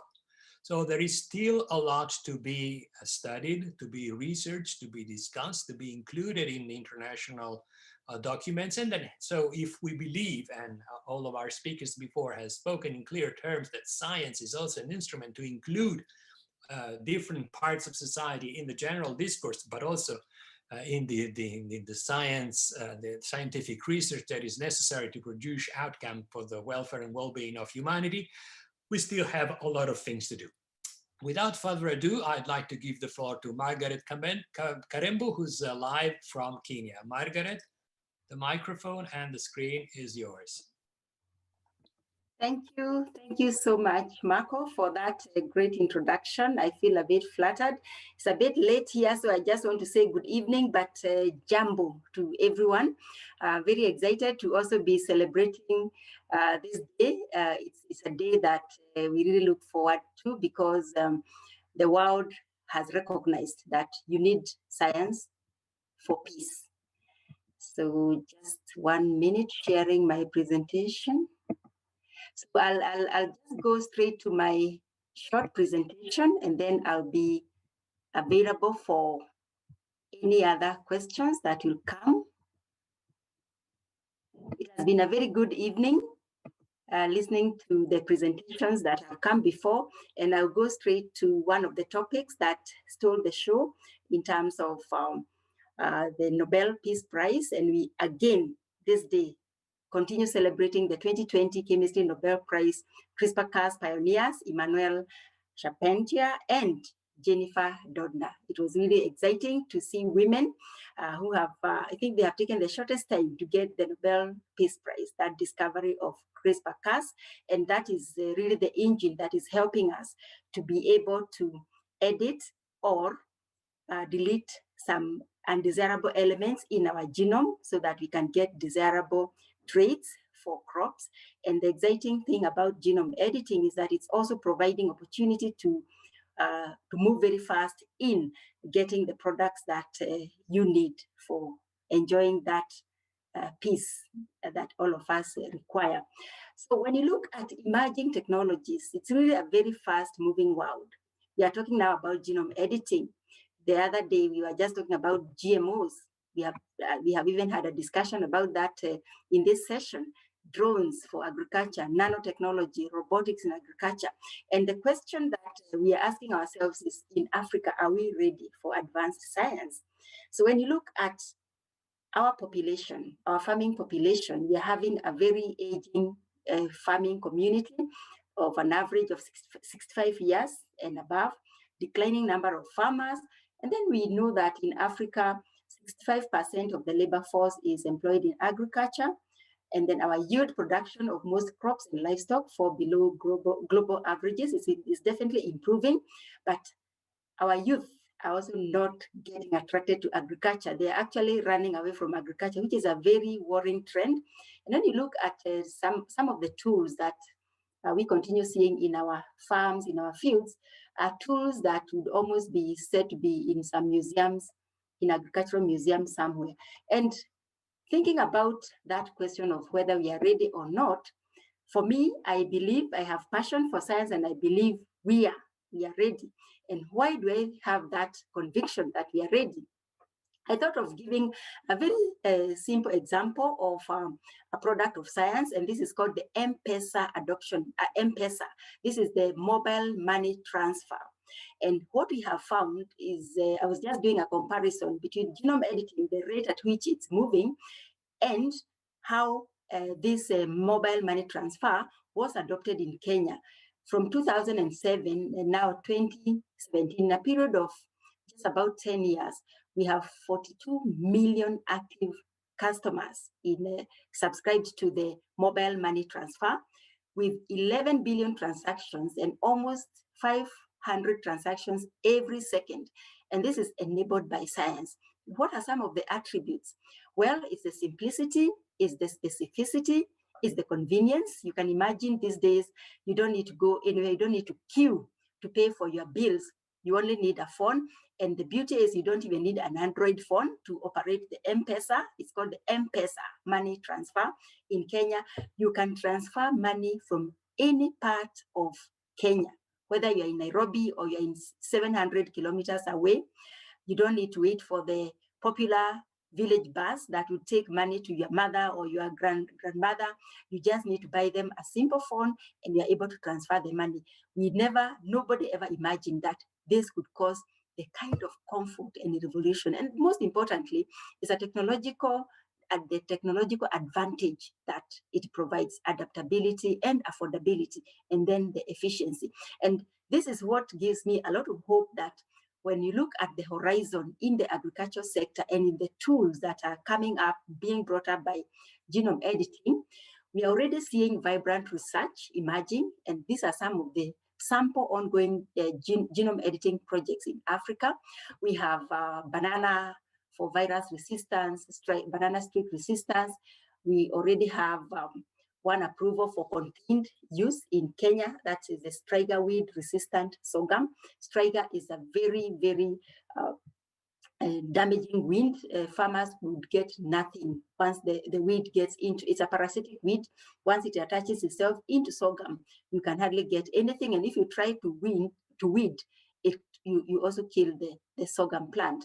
Then we have other research activities on maize lethal necrosis disease, again, another very devastating disease. We have work going on in grass pea for enhanced nutritional and agronomic traits. We have pearl millet improvement.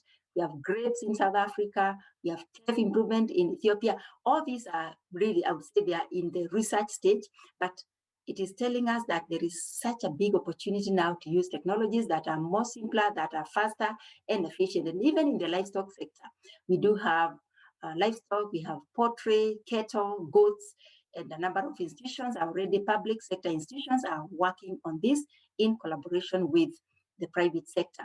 And sorry, just a statement that came from the Africa Union Inter-African Bureau for Animal Resources just last week when we had a webinar on genome editing for livestock production. One statement I thought captured the spirit of genome editing application in Africa is this one, that genome editing provides an opportunity for African scientists to develop homegrown solutions to food security and climate change challenges. We can tap into the ecologically important traits such as disease resistance, worm resistance, drought tolerance, and also focus on the rich nutritional base of our staple food crops. And as I listened to Ted earlier, we talked about some of the crops that would make real significant difference in terms of food security, in terms of getting our farmers to get something to save for their pockets. But when you look at the regulatory status, the several countries have just initiated discussions on how to regulate genome editing. It has definitely been a major challenge with GMOs. The regulatory process has been quite unpredictable, but we have 3 countries that have already taken lead. For South Africa, there was a study that was done by the South African Academy of Sciences, the regulatory implications of new breeding techniques. And what they concluded was that there may be no need of developing new guidelines because they will use a product-based regulatory trigger and a threshold of genetic variation beyond that which may occur naturally. And currently, that is the framework that is in place. They feel that already the framework on biosafety they have is adequate. Kenya, my country, has drafted guidelines, and the conclusion so far, although they are still draft, they are still under discussion, is that non-GM transgene-free products of genome editing will not be regulated as GMOs. Nigeria is also working on their regulations, and they revised their Biosafety Act to include genome editing. And they're thinking along the same lines that regulatory process should be on a case by case. But I think most importantly, African regulators are recognizing the need for a science-based approach to regulations and the need for a harmonized process so that different countries can collaborate and work together to deliver products faster. Then in terms of communications, we have initiated as ISAAA, the Africa Biennial Biosciences Communication Symposium ABBC, and in 2019, we were focusing on getting it right in genome editing. And we also had a collaboration with the Science for Democracy, and speakers from Italy came to South Africa and were able to discuss a number of elements. And one of the things that came out very strongly was that communication needs to keep pace with rapid advancements in genome editing and indeed in other emerging technologies. And there was a proposal to form an African coalition for communicating about genome editing, and it's already emerging with national platforms starting. So if you want to get it right, what are some of the issues that we found are very important? One is the importance of understanding what stakeholders want to know about genome editing and what they care most about. This is about shared values. The second one is very important, about trust. We need to establish who stakeholders trust both on genome editing conversations and empower them to communicate effectively. Earlier, we were discussing about whether scientists are the ones who should communicate. I say yes, but importantly, it's the trusted communicator, the trusted stakeholder in community who should be empowered most. Then we need to recognize that there's a knowledge gap. We need to appreciate stakeholders have limited knowledge on plant breeding methods in general. And so we need to start demonstrating how conventional breeding has evolved over time, and now genome editing and why we are going there. So from where I sit, what can we do differently? That is now positioning Africa as a leader, not a follower. One is in terms of regulations. We need to evaluate new technologies on a case by case. We need to incorporate regulations for technology into existing regulatory frameworks instead of developing new ones. Then from a policy perspective, we need to adopt a multidisciplinary approach because technologies coming up are now multi-technologies. You can apply them in agriculture, in health, and in industry, and also in environment. Then we need to avoid setting up regulatory institutions every time there's a new technology. I think this is really something that draws us back. But what have we learned during the COVID situation? That we need to develop local products. We need to have bio-entrepreneurship so that we have local biotech sector companies coming up and developing our local ingredients and reagents. Then from a communication point of view, what we can do differently is to build a community of Africa-led science communicators.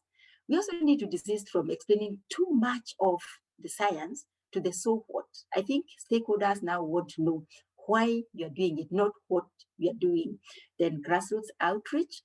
Then again, the issue of language, again, we discussed that we need to have language that is cultural sensitive and we avoid too much acronym. So finally, I just want to say that we all need each other, and that is why we are here to discuss, to explore, and to enjoy science. So 3 calls. One is to join and support efforts to fully operationalize the African Coalition for Communicating about Genome Editing. We are already open to partnerships. Number 2, collaborate in data-driven communication and outreach. We need the need to know versus want to know to inform communication strategies and approaches. And very, very importantly, we need to help build a community of science communicators on genome editing and rally scientists' call on getting it right, getting CRISPR right. And I join the rest of the global community in rallying the call that access to science is indeed a human right. And thank you. And I would like to invite you to subscribe to our drumbeat, the Africa Bioscience Trends. You can see the link is there.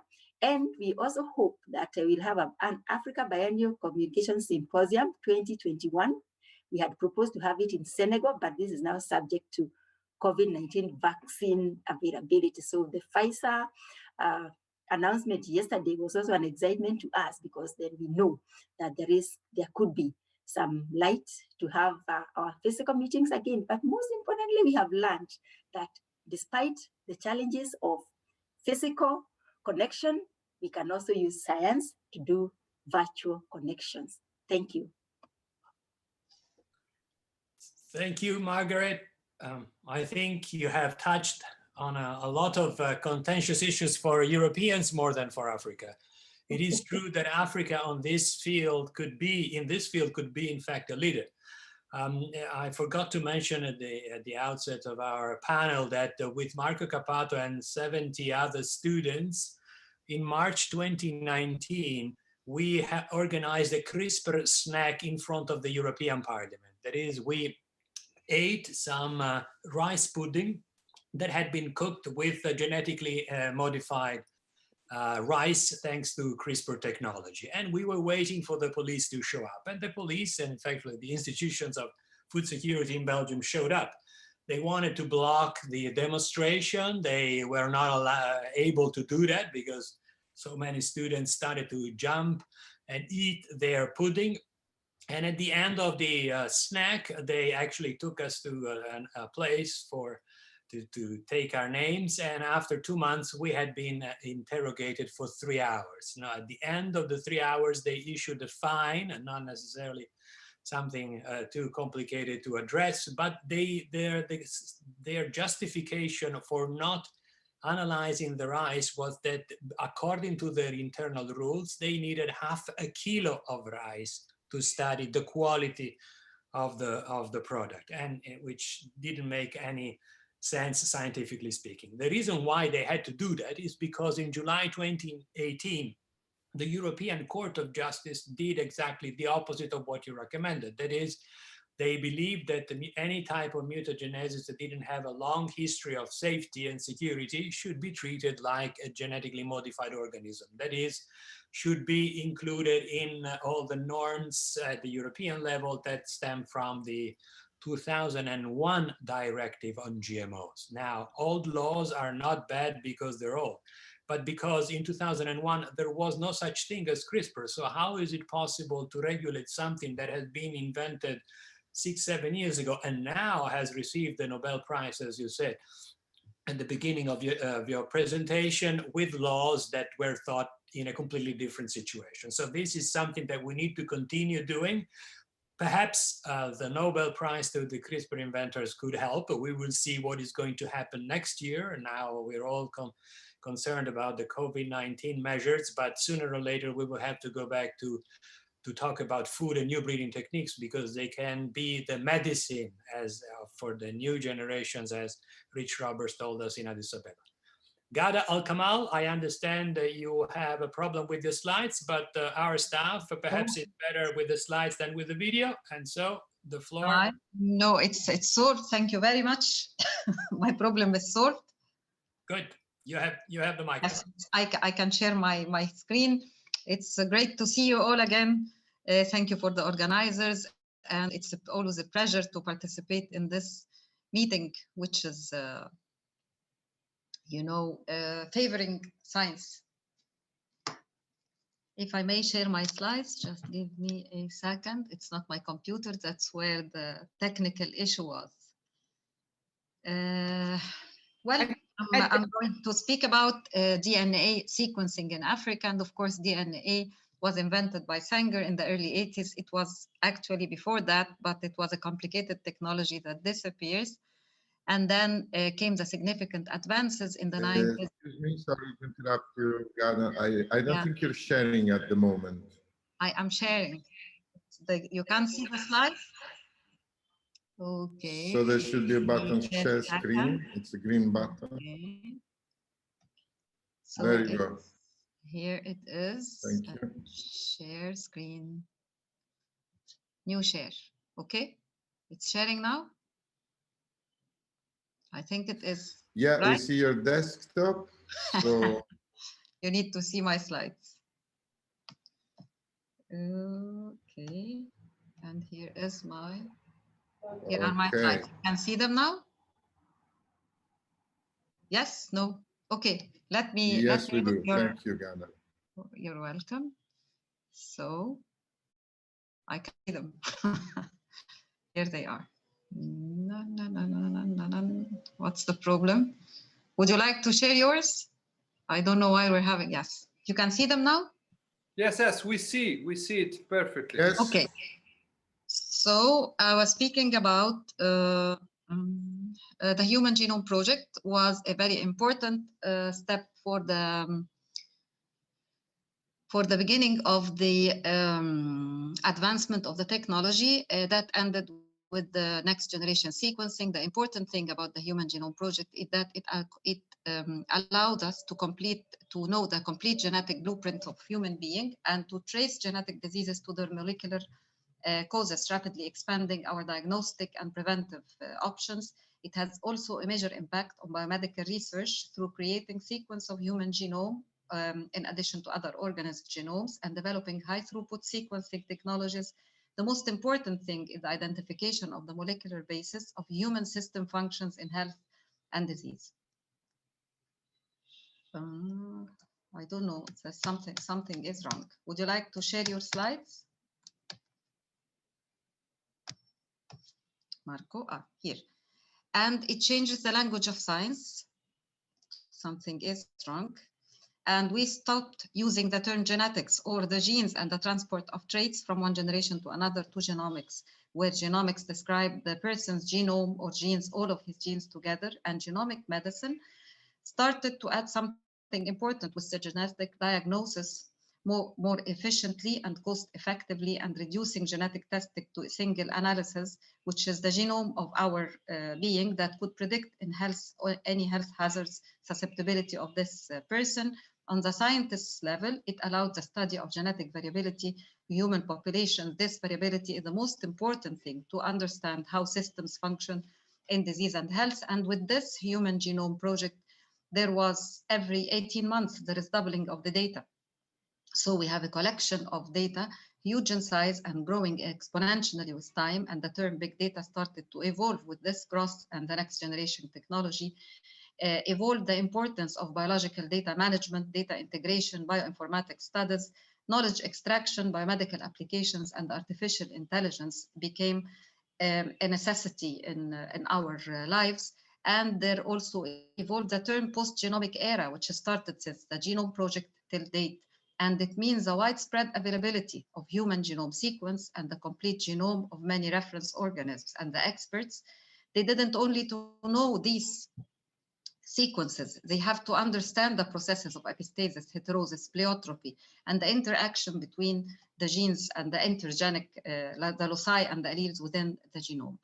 Speaking of all of this diversities came, of course, Africa, because when we're speaking of diversity, when I want to know a reference genome, I have to look for the oldest genome, and the oldest genome would be an African genome.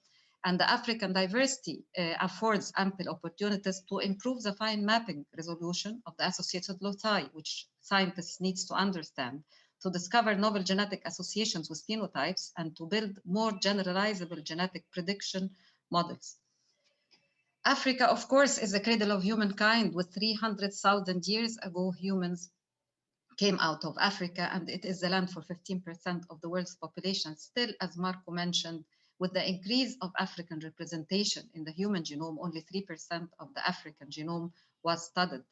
And this couldn't be done on African land because it is a costly procedure. It's not only the sequencing, also the implementation of all the novel related sciences.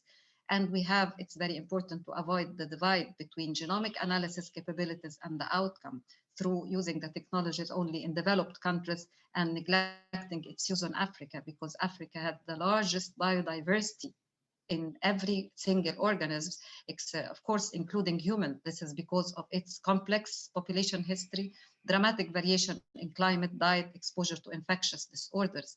And there is near lack of genomics population studies in Africa, which has led to concerns rather than that the genomic era would increase rather than close the global health inequity gap. This points to an important side that this genomic revolution has to be extended to Africa. However, African researchers in most instances couldn't have access to platforms capable of whole genome sequencing locally, and samples has to be imported elsewhere to be sequenced. And during this, we have to get, of course, governmental approval to export the samples, which take months. And during these months, if we're having a scientific project, it is hindered or stopped. Still, it's not that black, because came the H3 BioNet, which paid attention to the big data of bioinformatics steadily increasingly, and the scalable system suitable for the collection and management of this data, and biological big databases through the establishment of the African bioinformatics infrastructure. This, of course, is supported by the NIH and some researchers given the chance, like the Egyptian Genome Project, which succeeded in construction of a reference genome of the Egyptians in Mansoura University in combination with an Egyptian scientist who immigrated to Germany. And there is also a project that's launched to study 100,000 Egyptian genomes in Southern African Human Genome Program. They already sequenced the genome of 24 South African individuals. However, that's not the case. We are lucky to be able to do that. And most of the genomic studies of Africans were performed outside African lands. There is a deep sequencing or pan-genome project, which was performed in the USA. I think it was on about 910 subjects. They were of African descent living in the United States. And it reported that about 10% more DNA than the current human reference genome were detected through this project, and from these about 400 novel conjugates fall within 315 distinct protein coding regions. That's to say they discovered a lot of important information. Another project was conducted on 92 individuals of 44 indigenous African populations, and they were sequenced, and it earthed complex demographic history of African populations and adaptation to diverse environment. Of course, within Africa itself, we would find lots of diversity between the different African populations. An important study was conducted by the NIH on 14 that sequenced 14,000 individuals in collaboration with the University of KwaZulu-Natal. And it reported that 1/4 of the variations detected were discovered were never reported before. And this, of course, reported another level of genetic diversity for Ugandan population. These variations, again, are very important to study the physiology and the pathology of the human systems in health and disease. The last report of sequencing of DNA sequence of African individuals was conducted by the H3A Bionet, present on 50 African ethno-linguistic group of patients, and it reported 3 million new genetic variants uncovered in one of the most extensive studies of African genome reported to date. Still, these numbers compared to the number of African citizens are minor reports, and thinking of how genomics is very important now in every certain branch of medicine, it's against every, its genomic application is very important. It's an important part in medical studies now, and it would be very important to have genomic equity everywhere in the world. The next chapter of African genomics is not very clear. However, Nigeria is poised to become a hub for genetic research.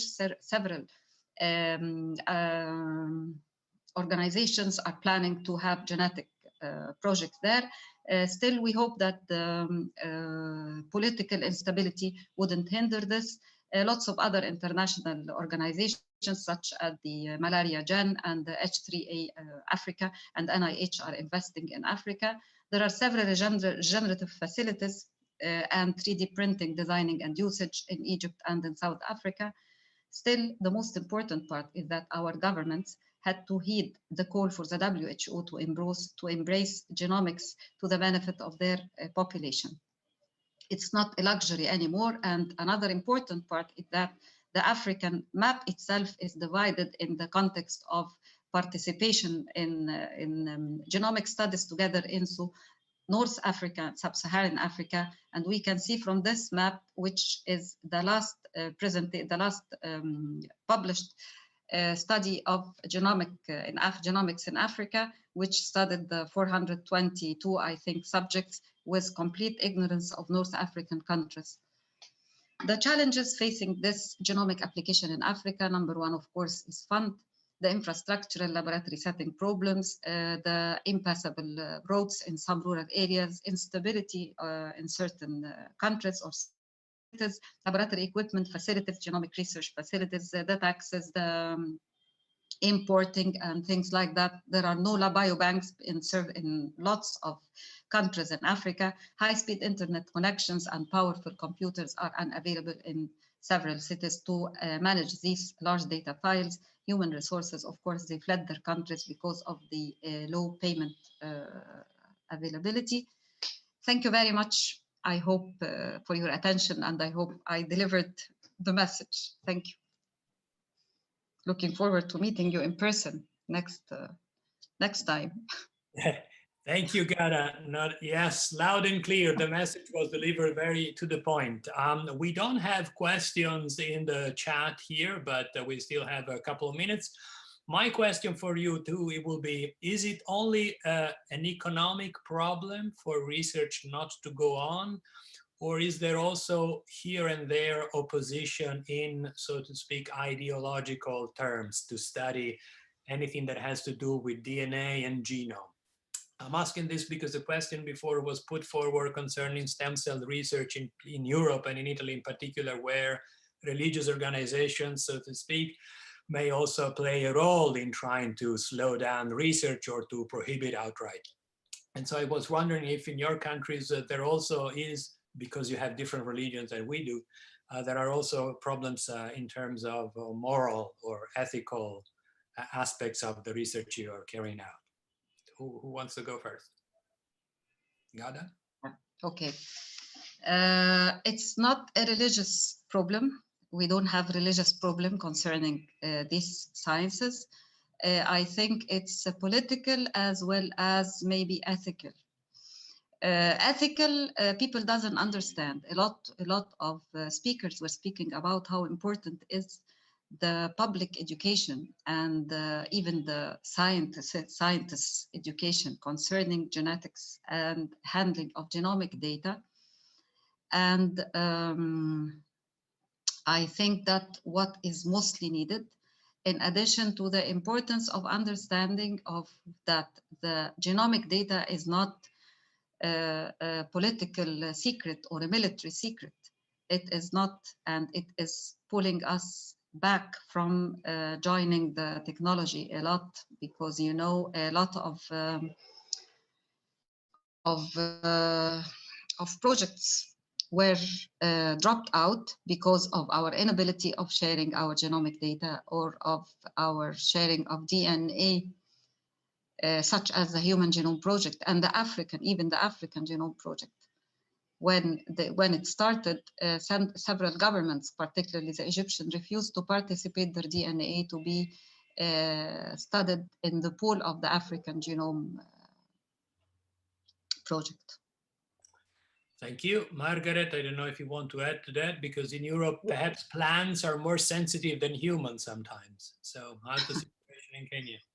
Yeah, that is very true. And I would also concur with Ghada that the political environment is a determinant as to how much you can do or you can apply new tools. We also have the perception problem that because the first crop, maybe even the application started from products or from multinational companies, that has taken a long time to get out of the public domain, that perception that it is a foreign technology, it is being pushed into the African scene. And I think this will take quite a while. But as we have seen with genome editing, we have more public sector, we expect that more smaller companies will also get into the system. That will be very, very important to drive the process. Then, of course, we have the challenge of our relationship with the European countries. We always talk about this challenge where Europe is perceived in Africa as against more or less technology, especially when it comes to GM technology.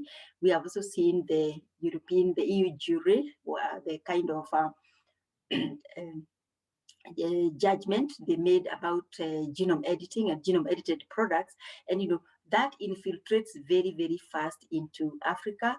And if that is not managed, it can actually derail the process through which African countries can benefit from new breeding tools. But on a positive note, we have also seen a very vibrant young population, our young scientists who are really creative, talented. They want to get into new ventures. They have already seen what the ICT sector is doing. And so once the policy environment becomes conducive, we expect that there will be a very vibrant biotechnology sector in Africa. Thank you. Thank you. Thank you both. Thank you to Margaret, Karembu, and Ghada Kamah. We're almost on time, and I'm very happy to give the microphone to Flavia Pansieri, who is a former UN Deputy High Commissioner for Human Rights and has spent most of her professional life working with the UNDP, and she's now retired, but professionally, but very active as a human rights activist from a civil society position in Umbria, Italy. Flavia, to you, the microphone. Thank you. Thank you very much, Marco, and good evening to everyone, and happy World Science Day. We have very little time and 3 important speakers, so I've been asked to be ruthlessly strict with time, and I shall start by trying to be ruthlessly strict with myself. However, allow me to start by quoting from the statement that Aubrey Azoulay, the Director General of UNESCO, has issued for World Science Day for Peace and Democracy, because I think it's very relevant to the points that we've been discussing, and even more so the ones that we will be taking up in this session. What she said, and I quote, is that it's important to widen the scope of open science because it will help science to unlock its full potential, making it more effective and diverse by enabling anyone to contribute, but also to bring its objectives in line with the needs of society, by developing scientific literacy in an informed citizenry who take responsibility and are involved in collective decision-making, end quote. This is important in particular because in this panel we will be looking at institutional and political implications of the right to science. Implications that can be realized if the principles of transparency and participation are applied in the development, access, education in science, and so forth. So the first speaker right now is Neil Datta, who is the Secretary of the European Parliamentary Forum for Sexual and Reproductive Rights, which he has been leading since its founding in 2004, and whose growth he has promoted to its current membership, which is over 30 all-party parliamentary groups. So the screen is to you, Neil. Thank you very much, Flavia Pansieri. It's an honor to be here, and allow me also to wish everyone Happy Science Day. I have a PowerPoint prepared, so I'll try to share my screen now.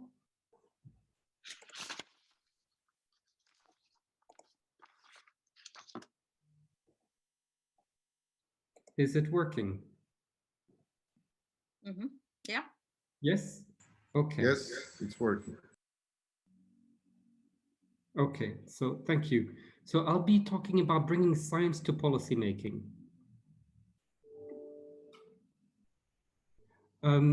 Let's see. So first, a few words about EPF. Let's see, I'll try to... Yes, okay. So we have 18 years in strengthening... We have 18 years in strengthening parliamentary capacities to dialogue on emerging scientific issues. And this is by making the translation of what emerges on the scientific and health-related world to make it accessible to policymakers. Most recently, we have developed what we call the Global Parliamentary Alliance on Health, Rights and Development, which engages with parliamentarians from over 50 countries across the world. And with this, we advance the incorporation of research and evidence into policy formulation and implementation, specifically in the areas of health, rights and development. And the moderator already explained a little bit our grounding in Europe, and we have most recently also expanded to the Africa region, where we maintain contacts, very close contacts, with members of parliament in approximately 20 to 30 African countries. In terms of evidence for change, we use evidence to strengthen parliamentary champions to pursue and secure specific rights. We also support parliamentary interventions through having them take a role in making groundbreaking declarations, and also having them, on the one hand, make very important commitments, and equally hold governments account to the commitments that they may have made. And it is by doing this that we have been able to gradually change and advance the specific area that we work in, which is sexual and reproductive health and rights. Now, if we take a look more deeply, if we unpack the institutional and political implications of the right to science, we can see that there are, on the one hand, layers of institutional and political dynamics which exist horizontally across sectors, but equally vertically among academic practice and practice pathways. In terms of EPF, what we do is we try to synthesize policy evidence to enable research-informed policies and programs. So we try to basically simplify the research so as to bring it to the world of policymakers. Now, before I go into specific details, one thing that we share with policymakers, with parliamentarians, are the international normative framework around the right to science. And as you know, there's the general comment number 25 on the right to science. There's over 80 provisions, and of which 30 include structured obligations. Here's just a selection of a few of them. But for example, one is that parties are obliged to utilize general comment provisions. Another one is an obligation to dedicate specific sections on science-related issues to the UPR, the Universal Periodic Review. There's an obligation for state parties to eliminate all forms of discrimination against individuals, groups, etc., based on economic, social, and cultural rights. There's also a fourth area, which is the elimination of laws, practices, and policies that unjustifiably limit access to individuals. And then finally, also there will be a theme for the general debate of a future UNGA on the right of and the right to science. So these are just some of the things that we bring to the attention of policymakers so that they understand that what we're talking about in terms of the right to science is not within a policy or normative vacuum. Here, I'd like to point out 4 directions that we work in with parliamentarians to expand the boundaries of their knowledge and enable them to take important evidence-based decisions that promote the right to science. One is increasing availability and access to research evidence. Another one is enhancing parliamentarians' level of clarity. A third area is expanding opportunities for parliamentarians to utilize research evidence. And then finally is cultivating parliamentary champions. So first, in terms of increasing availability of access to research evidence, one of the ways that we do this is we undertake our own in-house research. One of the areas where we've excelled at the most recently is that in researching, understanding, and explaining what has been the emerging anti-gender movement that has appeared in Europe over the past 10 years. And we've been doing this through specific publications. The first of them was Restoring the Natural Order, the one that we released just this year, entitled Modern Day Crusaders. And it is thanks to these publications that policymakers, civil society, but also the media and also the academic world can better understand what has been this emerging movement in Europe, which challenges long-established human rights. So that, for example, if you've been looking at what's been happening in Poland recently in relation to abortion and the recent ruling by the Constitutional Tribunal, you cannot understand that situation in that country without reading one of our publications, and that is Modern Day Crusaders in Europe. Another thing that we do is we try to make complex information accessible and understandable to policymakers. And we do this by 2 examples that we have here, which is what we call our contraception atlases. This is where we take a range of different indicators that come to us from WHO, the UN system, etc. We boil them down to a set of understandable criteria, which are given a certain mark, and then we are able to assess a range of different countries according to a same set of criteria, so as to be able to see how different countries are doing on a specific policy area in relation to each other. So that like this, you don't need to know very much about what's behind all of this. You simply can see what I'm presenting to you on the screen and understand that this is on contraception. And we all instinctively know that red is bad, green is better. And you can see that in the case of Europe, Poland seems to be the worst, whereas Western European countries seem to be the best. Same thing in Africa, where you can see which countries stand out for having a good performance in contraception, and those similarly which have a less good performance. And like this, we are able to bring complex information to the attention of policymakers. Following that, then what we do once people understand that there's work to be done in their own countries on a specific policy area, we provide them with what we call handbooks or toolkits, which detail how it is that they can improve the situation in their own countries. So we're in the process of doing this for Africa on the issue of contraception. And we're doing this also, for example, on the issue of preventing cervical cancer in Europe, so as to bring the medical and scientific evidence to the world of policymaking in a way which policymakers can understand, and we filter out what is relevant for them and what is less relevant for them. And then I'll end here, which is cultivating parliamentary champions. Once we're able to bring this to the attention of policymakers, policymakers need to be able to have spaces to understand, digest, and also promote it. And this is what we do, where, for example, we convene members of parliament together, so on specific issues, and we go into deeper dives on these issues so that they may take action at a policy level. So I think I'll end here. I hope that I've stayed within my time, and I'd like to thank you very much for your attention. Thank you very much. Thank you, Neil. Very interesting and extremely important to stress the need for cooperation within and across regions in ways that facilitate legislators and policymakers in taking the right decisions on the basis of solid and scientifically valid information. This is a good point to invite our next speaker, who is one of these legislators to whom your work is also of support.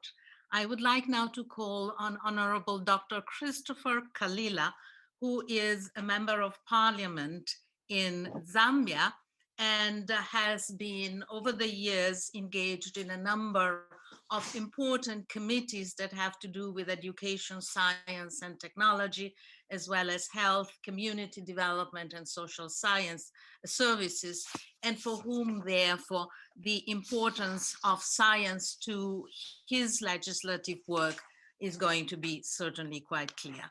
Dr. Kalila, you have the screen. Thank you very much, Madam Moderator, and good evening from here in Africa, Southern Africa in particular. And it's slightly after 8 p.m. and I'm very pleased to see some of the people that I met in Addis Ababa in February at the 6th Congress for Science. I'm very happy to see Marco Peduca, Professor Roberts, and also Marco Cappato, and several other people. First, I would like to start by wishing everybody a happy Science Day today. Once again, my name is Dr. Kalila, Chairperson of the Health Committee in the National Parliament of Zambia, and I am also a member of the Global Parliamentary Alliance, which currently is led by Neil. I'm very grateful to Neil and his team, who have been engaging with parliamentarians on the African continent, and we have been engaged and capacity built a lot of issues, as he has explained. I can testify that I'm one of the beneficiaries. I will be very brief and probably just speak with less than 10 minutes, and I will speak mainly on the institutional and political implications of the right to science. A lot has been said, and it cannot be doubted whatsoever on the benefits of science. Now, we all know that parliaments, politics in general, as we heard from one of the speakers from Kenya, can shape the way our society is organized, can shape the way we conduct our businesses in various countries, and one of such areas is science.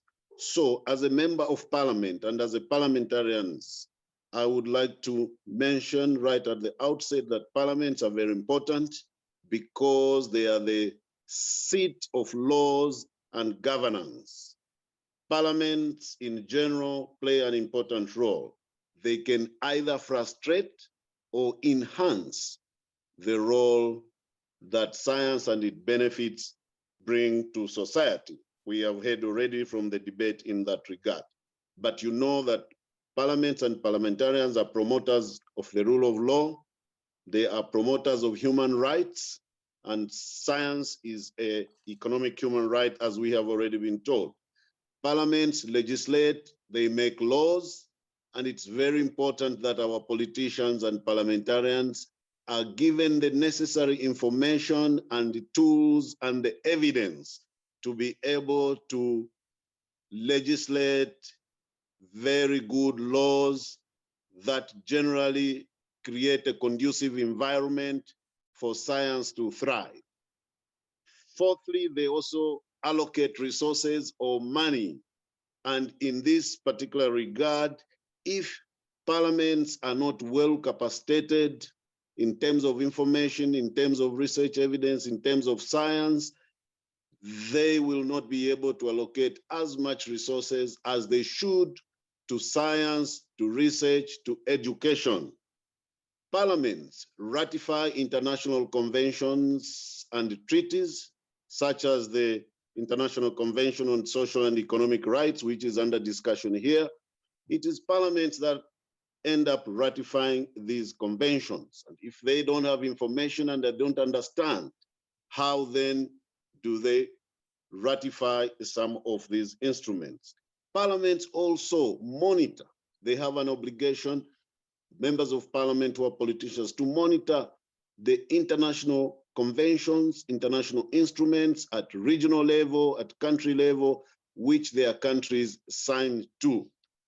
They, if they are not well capacitated, if they are not given information, they can easily frustrate some of these efforts. However, we also know that parliaments can also be, or politicians generally, can also be a stumbling block, as we have heard earlier.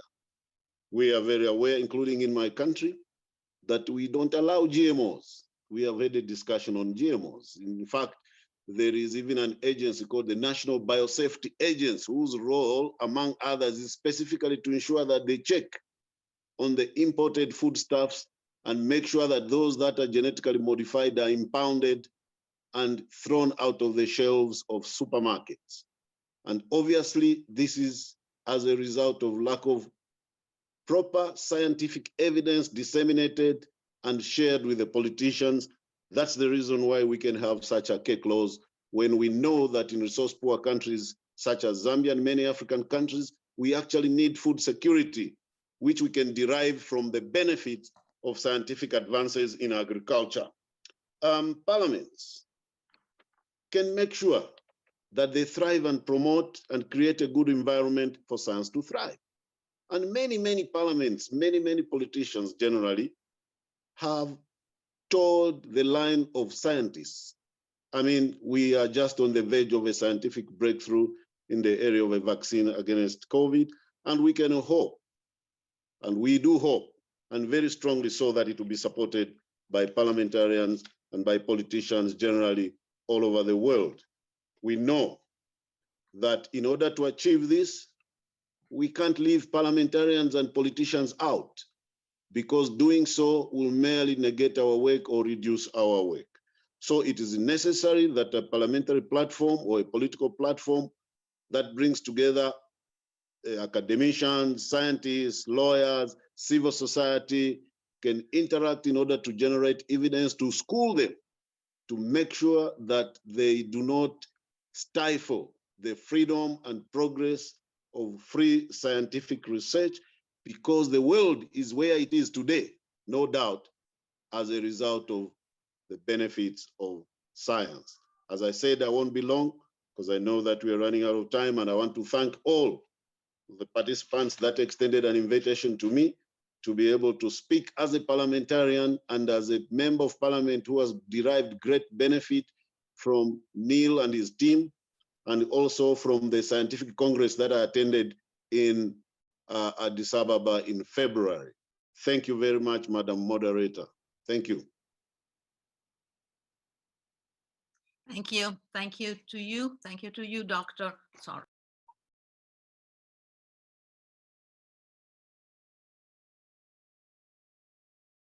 Flavia, your mic is off.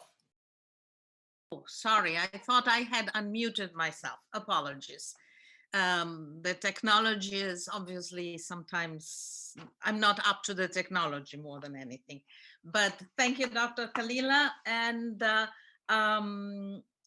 thank you also for stressing the importance for parliamentarians to, in addition to having the support like you've had from the Parliamentary Alliance, to have really understandable, solid, reliable evidence, because when it comes to making important resources allocation, it is this evidence that can provide the convincing arguments for investing in science and making sure that what the general commons underlines in terms of access to education, non-discrimination, participations become part and parcel of the legislative process. I would like now to turn to my next discussant, who is Cesare Romano, Professor of Law and Joseph Ford Fellow at Loyola Law School in Los Angeles. Professor Romano has been pursuing degrees in 3 different disciplines: political science, international relations, and law, and from different countries, which allows him to see the interplay of all these important elements into the task of promoting human rights to science. Professor Romano, you have the screen. Thank you, Ms. Pansieri. Thank you very much. And hello, greetings to everyone from Los Angeles. It's a sunny day today, and not only the sky is clear, but also the environment is also clearing in many important ways, as many of you know. So I've been asked to sit in this panel, which is focused on political aspects of the right to science. And I'm not a politician. As Ms. Pansieri said, I am an academic, and I spent my time studying and writing about international human rights law. And I spent quite a bit of time in the past several years to focus on the question of both the right to science, but also the rights of science. That is to say that the specific rights that scientists and the scientific endeavor have. So with that premise, I'm saying I'm not approaching this as a politician, I'm approaching this as an academic. And so forgive me if I will be a little bit, I will approach this with the professor style, and I will repeat a few things that probably are very basic and are already known by everyone. But I think that it's important that we don't forget the basics and we don't get lost in the details of the discussion. First of all, the right to science, as everyone knows, is protected at the global level in one specific treaty, which is the Covenant on Economic, Social, and Cultural Rights. So we heard earlier on about the General Comment 25, that the Committee on the Economic, Social, and Cultural Rights released earlier in 2020 to add some flesh to the bare bones of Article 15, 1B of the Covenant. But I would like not to lose sight of the fact that the rights of science are indeed protected in another instrument, which is the Twin Covenant, which is the Covenant on Civil and Political Rights. So to the extent that our goal is to promote compliance with both sets of rights, both the right to science and the right of science by states, it's important that we keep in mind that they are protected in separate instruments. And there are some technical issues that derive from that separation. Of course, it's a separation that cannot be done away with because it has some very deep historical roots. and is set in stone by now, but it's important that we keep it in mind. So that being said, what are the obligations that states have when it comes to the right to science, but also to the right of science? Well, essentially, to simplify things to an extreme, they have three basic obligations. They have the obligation to respect, they have the obligation to protect, and they have the obligation to fulfill. Now, what do they mean? Is that the obligation to respect is that they should refrain from taking actions that are an assault on the right to science and the rights of science, so refraining from directly violating them. The obligation to protect is an obligation to protect science and the benefits of everyone to benefit from progress in science and technology from attacks by others, meaning from privates, from other private individuals. So it's a state that in this case is protecting the right. And finally, the obligation to fulfill is an obligation to do. I mean, states have an obligation not only to refrain from doing things that attack our human rights, but also to promote them and facilitate them and create an environment where human rights can thrive. So how can we, civil society, help states to fulfill their obligations on the right to science and the rights of science? There are many things that can be done. Of course, we have scarce resources, so we have to prioritize.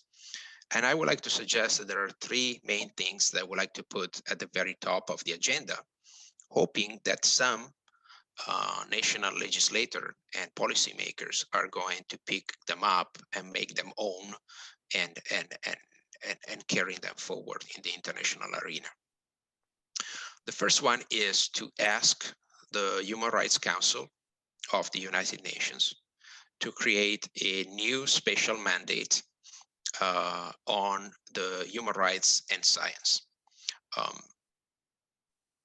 That means creating giving to an individual, or maybe even a group of individuals, a panel of three, the mandate to focus on the right to science and the rights of science.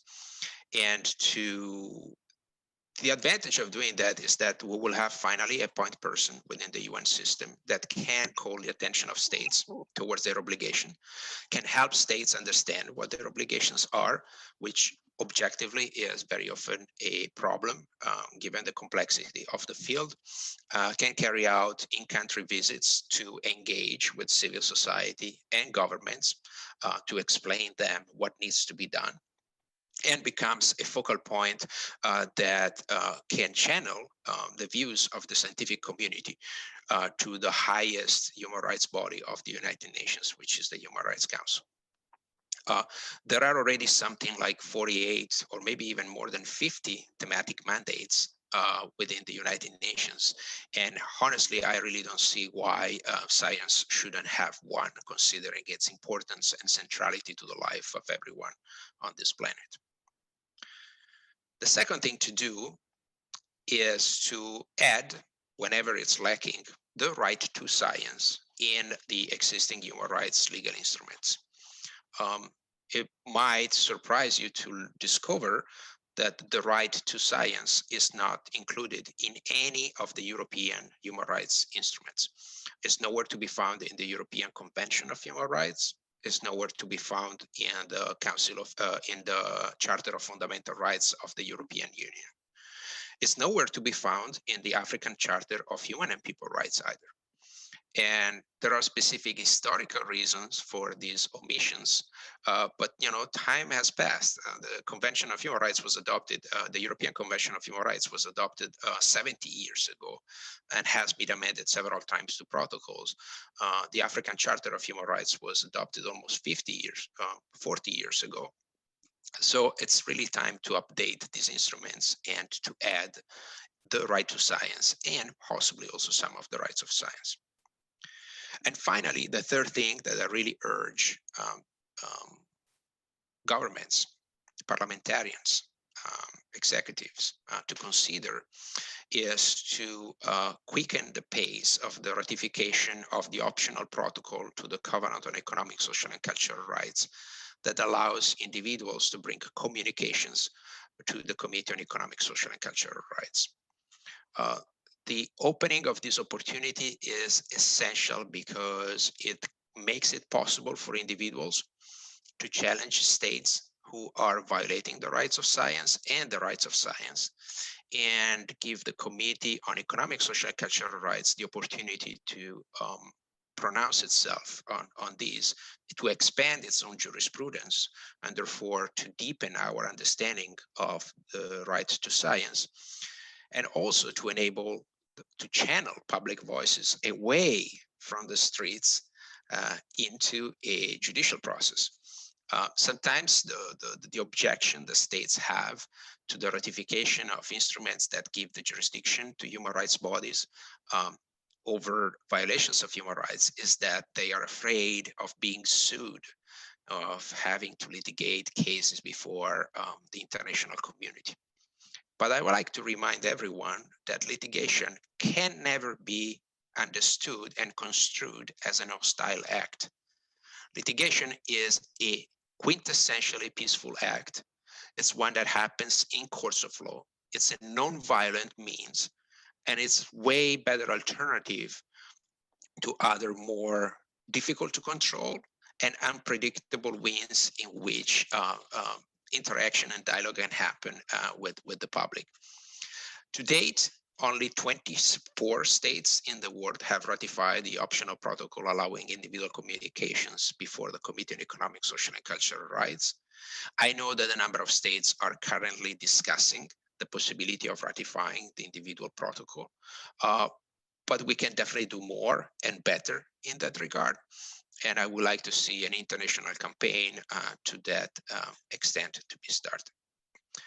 So with this, I finish. I just gave you a list of 3 easy / very difficult things to do. Christmas is around the corner, and maybe one of these will find its way under my tree. But thank you very much again for this very insightful and stimulating discussion that we had today. And I think we couldn't celebrate this important day in any better way than this. Thank you. Well, thank you very much, Professor Romano, and thank you for proposing 3 very concrete ways to proceed. Indeed, having a special rapporteur on the right to science when there are so many other rapporteurs, special rapporteurs, seems to be logical, and in this context, COVID's context that we are living through now, obviously ever more important to be acknowledged, as well as the obvious ratification of the optional protocol, which is, in a sense, from those of us who have been working in the human rights field from the High Commissioner's office, a standing aspect that we were urging government to accede to, and where support from civil society and academia would be very, very important to encourage that. And certainly a revision of the legal instruments is especially in Europe, required, as well as in some other regions, considering also that the reference to science in the Universal Declaration of Human Rights in Article 27 is a somewhat fleeting one, and fleshing it out in more appropriate legislation would be a desirable outcome. So with that, there is no time for any more questions, so I would pass the floor, the mic, the screen for the next session, and thank everyone for their attention.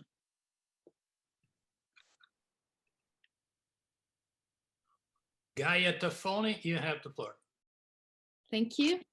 Thank you, all of you, for being here to celebrate this World Science Day for Peace and Development. I'm very happy, I'm very honored actually to facilitate this final panel on evidence-based debates and decisions.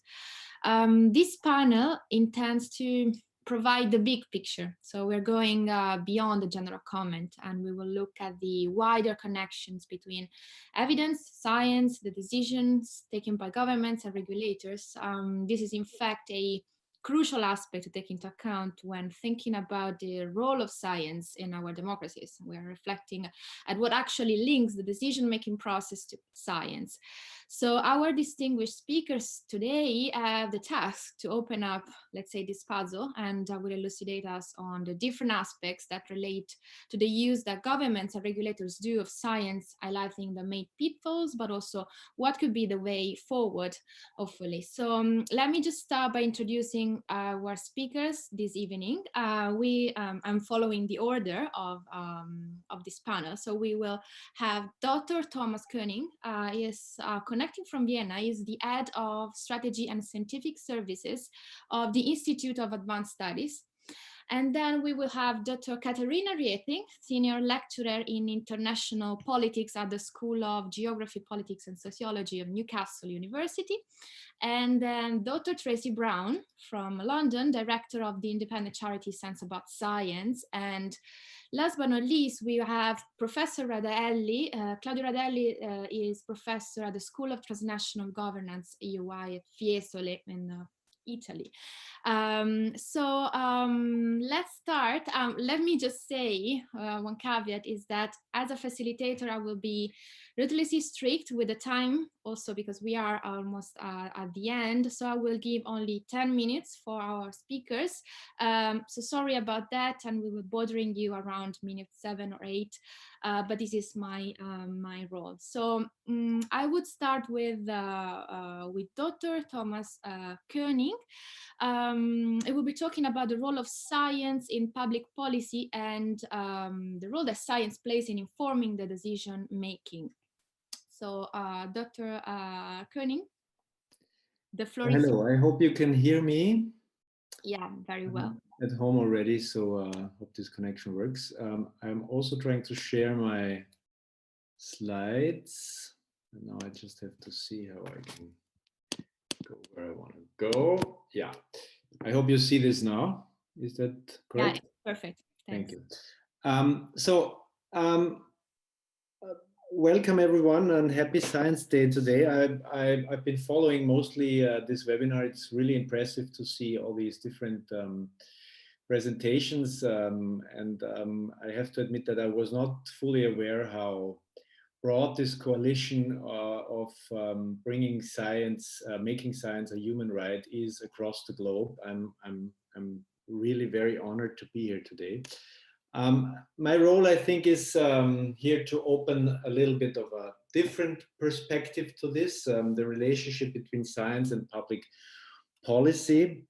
And I just brought you this quote. It's basically random fished out from the internet over the past few days, where it states that it's time to restore the role of science in public policy. I think it's of course related to the US-American election, the outcome of the election. But more generally, obviously there is a relationship between science and public policy and the role of science in public policy. And I would like to first discuss a little bit what this role of science in public policy is, and what also the dangers, or where we have to be careful when we talk about science and public policy. So I think we would all agree that most fundamentally the role of science is to allow for the promise of good governance by providing accurate information, accurate analysis, accurate new knowledge to decision makers. This, of course, has different components. It has the component that you have to have an active scientific scene that is able to come up with this analysis, with this information. You have to have a public policy community that is willing to listen to scientists, and you have to have these shared fora where these two worlds basically come together. But nonetheless, I think there is also a few cautionary remarks to be made. I think there is a very fine line to be treaded, and this is something that we also see right now in the pandemic, where we are. that science is not about decision making itself. This seems to be obvious, but we very often see that this is something that in one way or another is not clear to everyone involved in this. And it is also not the role of science to define per se what good governance actually is. I'm saying this also because I work at a institute that is at the crossroads between academic research and applied research, particularly in the social sciences. And there is a lot of, let's say, over the past decades at least, there was a lot of research or a lot of advice given by scientists and social scientists when it came to government decisions, to policy decisions that were skewed towards efficiency. So how to make things more efficient, how to design more efficient policy instruments, and so on and so on. I think one of the great awakenings now with this pandemic is that efficiency alone may not be the only way that policy goals should work. One of the big topics that came up with the beginning of this year, I mean, it's a topic that has been there before, but now it's more imminent than ever before, is the term of resilience, of course. But there are also other goals that you could mention, sustainability, for example. I think a very important issue also in terms of when it comes to policy decision making is the question of fairness, of course. So I think what we often see in the relationship of science and public policy is that there is policy goals are skewed maybe in one or the other direction. Scientific advice then is supporting this, but this may not always be in the greater interest of society, or not in the long term. I think it is also important to say that the relationship between science and democracy is not always as easy as it may seem to us.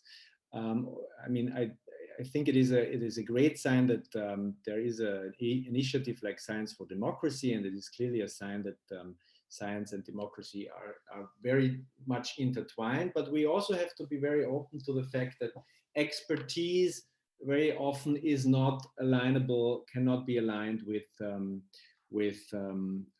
democratic majority, for example.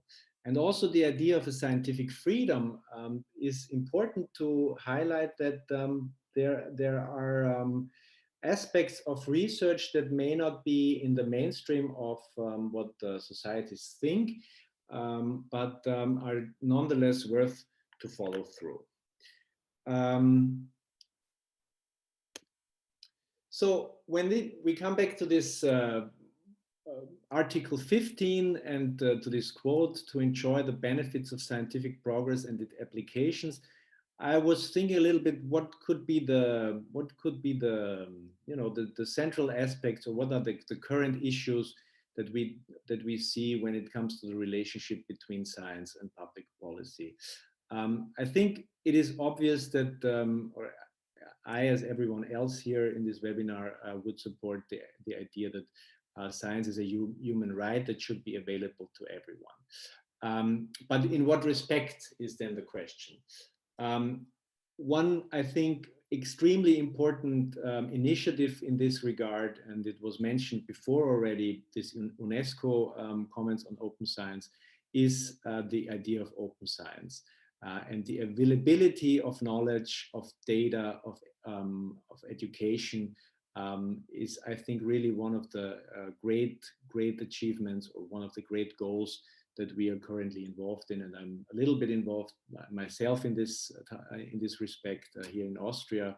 And I have colleagues who have co-written or were part of writing this UNESCO piece. So I think this is really a very important initiative. On the other hand, I was also involved in the past with open access, which is now a part of this open science, you know, making scientific publications open to everyone. And we know that this initiative of open access has had some troubles in the past. And I think there is a much to learn for open science from this history of open access. I also would like to say that the link between science and public policy can more or less function as an indicator in two ways. It tells us something about the independence of science. So if you think about the amount of research funding that is available for scientific projects, but on the other hand, it is also an indicator of the embeddedness of science. So how welcome is scientific knowledge in societal debates. And here, of course, we can refer back again to the coronavirus topics that we have now, the whole ideas, the whole discussions about masks, the whole discussions about whether the measures against the virus spread are right or not. So these are all issues that I think we can take as indicators. And I would like to end, because I think my 8 minutes are already more than over, with something that I found interesting when I read the general comment, and I just read it in preparation of this short presentation, is that I was missing something, and that is the Sustainable Development Goals are not mentioned there. And I was just curious, maybe this is something that we can discuss afterwards or in one way or another. Of course, they're not directly related to science as a human right, but on the other hand, I know that the Sustainable Development Goals now are more or less one of the main global goals for policymakers and also scientists. And I was really curious why there is no direct link between these two aspects in the general comment. So that's it from me. Thank you very much. And I hope there will also be a little bit of discussion afterwards. Thank you. Thomas, thank you. Very, very interesting. Really like the point of what science should and should not, and also the link, in the relation between science and decision making and efficiency. Is not the only way forward, as well as resilience, but we also should consider sustainability as well as fairness. I think these are important points also for our next speaker. I'm very happy to introduce Dr. Katarina Retic. She will be talking about the changing influence that science and expertise have also in light of the contemporary challenges and in the so-called area of post-truth. So Dr. Katarina Retic, the floor is yours if you're ready. Thank you very much for the kind introduction and also for the kind invitation. I'm very much looking forward to providing some additional comments, and I very much enjoyed the presentations we've seen so far, also from the earlier panelists. And yes, of course, happy Science Day. And yes, my presentation is also widening the picture a little bit and focusing on how scientists influence the policymaking process and how the policymaking process is influenced by scientists. I'm just sharing the presentation.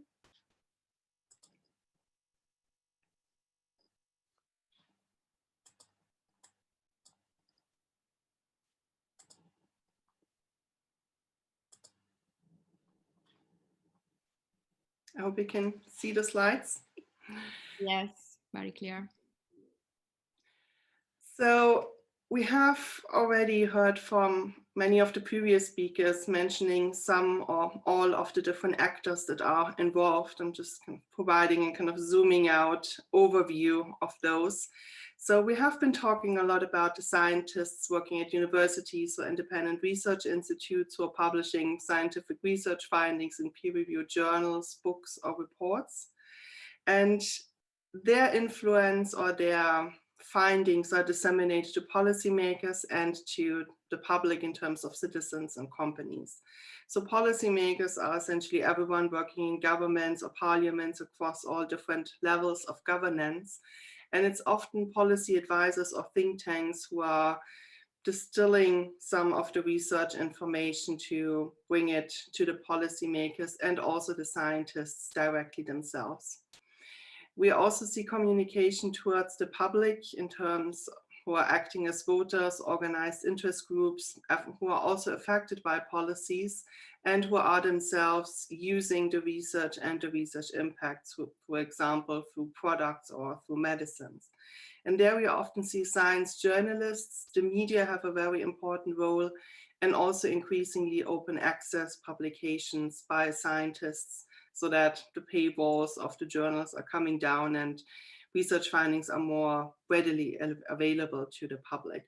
But there it often comes down to a translation role again of science journalists and of academics themselves to make things more comprehensible to the public and to do away with some of the scientific jargon. So when we see public engagement of scientists, and this is one of the key messages of the presentation, we have to be very careful of how the information that is being disseminated is being regarded and what different strategies and roles are playing into this. So the bottom right corner is providing expertise, which is what scientists and academics are doing. So it's about knowledge and experience with also successful policies and evaluating policy effectiveness and its impacts. And then we have two other roles, which are activism, mostly in support of own objectives, using the media and public pressure to get some influence on policymakers.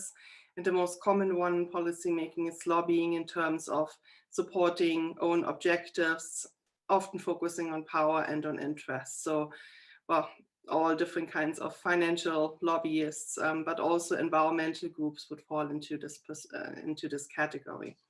So how are governments actually using that input that is given to them? The one I think most of the presentations implicitly talked about, or what most of the participants in the seminar group think of it, is instrumental use of it.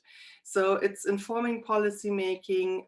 Policymakers are open to new suggestions, and it's really taking the scientific evidence that is being communicated to policymakers at face value.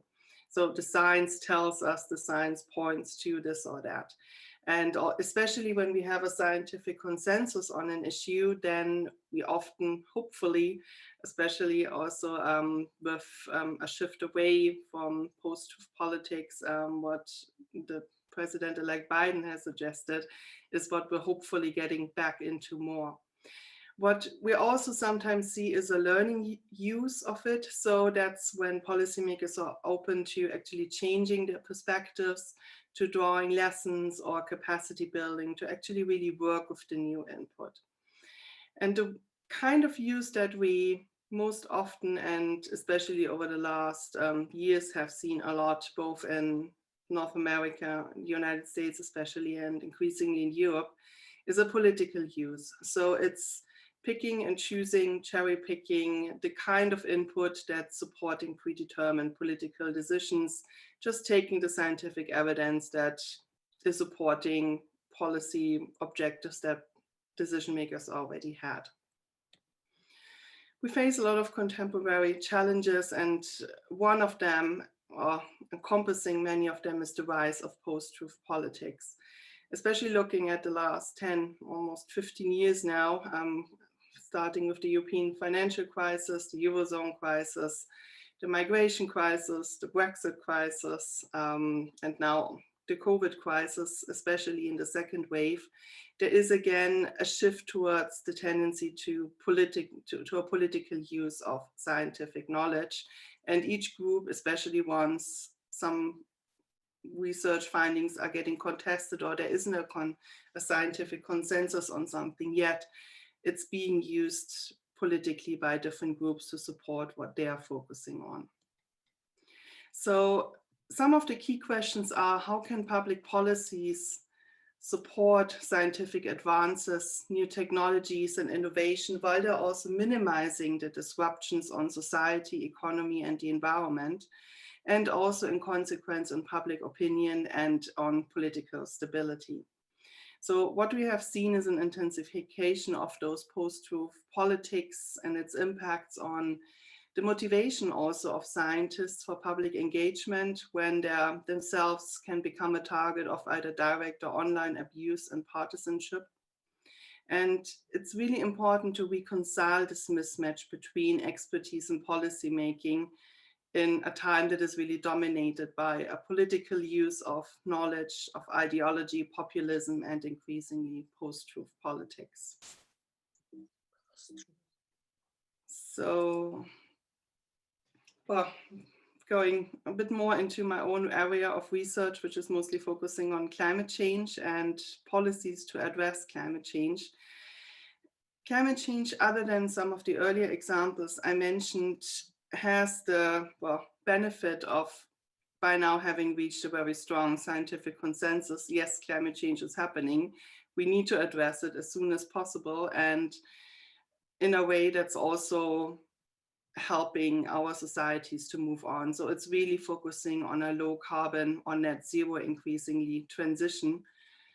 And many of the ways to address it, this is where, again, scientific knowledge becomes contested and there is a risk of political use and hopefully more of an instrumental and especially a learning use. So there are many different aspects around renewable energies, but also increasingly the use of digital technologies and potentially geoengineering.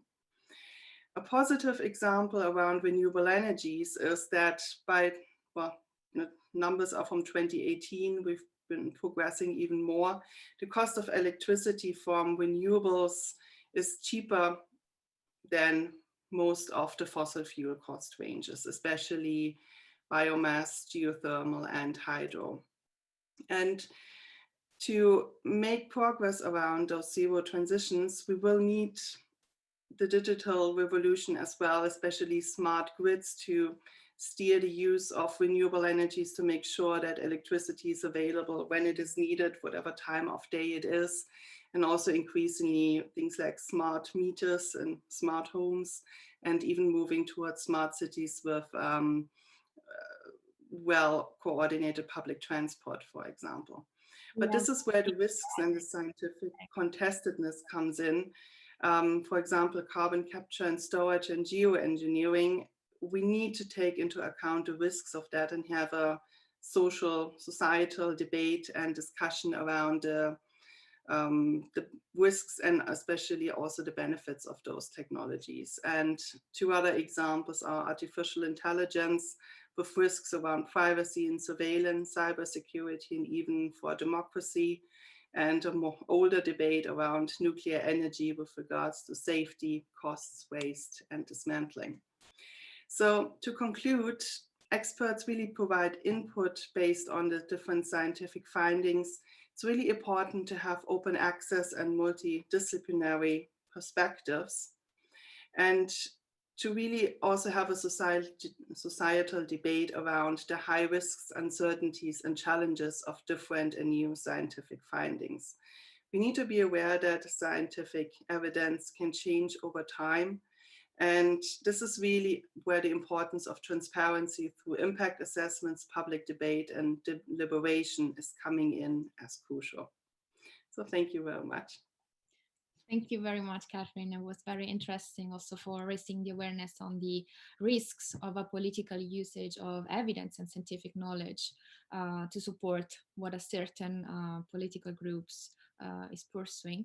So since we are running out of time, I am now giving the virtual floor to Dr. Tracy Brown, Director of Science About Science.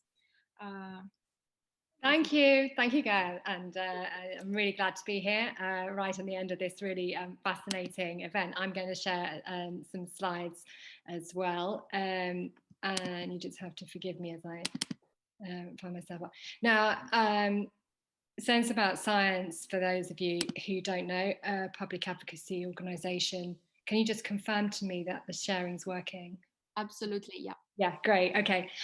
So we work with the public, with community groups and organisations, as well as across the research community, to advocate for sound science and evidence in the public interest. So we run international and national campaigns and change laws and to gain access to that evidence and to empower people to be able to use that and ask critical questions.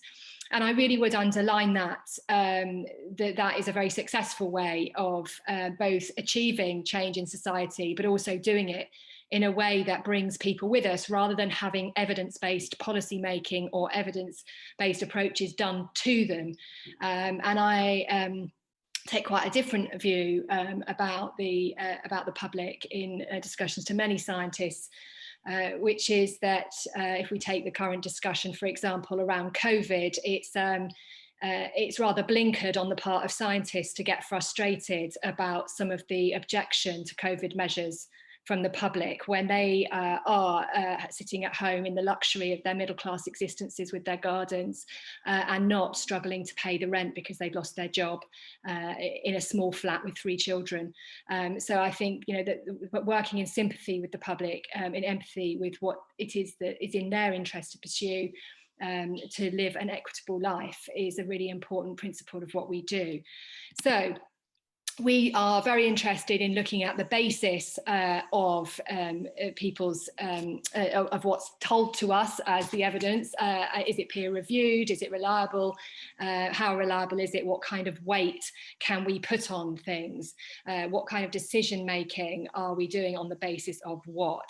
And that's something that we have advocated with the public, and this is a public guide to peer review, which has been used in the UK Parliament, been translated into 9 different languages, including Mandarin, and is used around the world to try to explain the process by which science is reviewed and improved upon.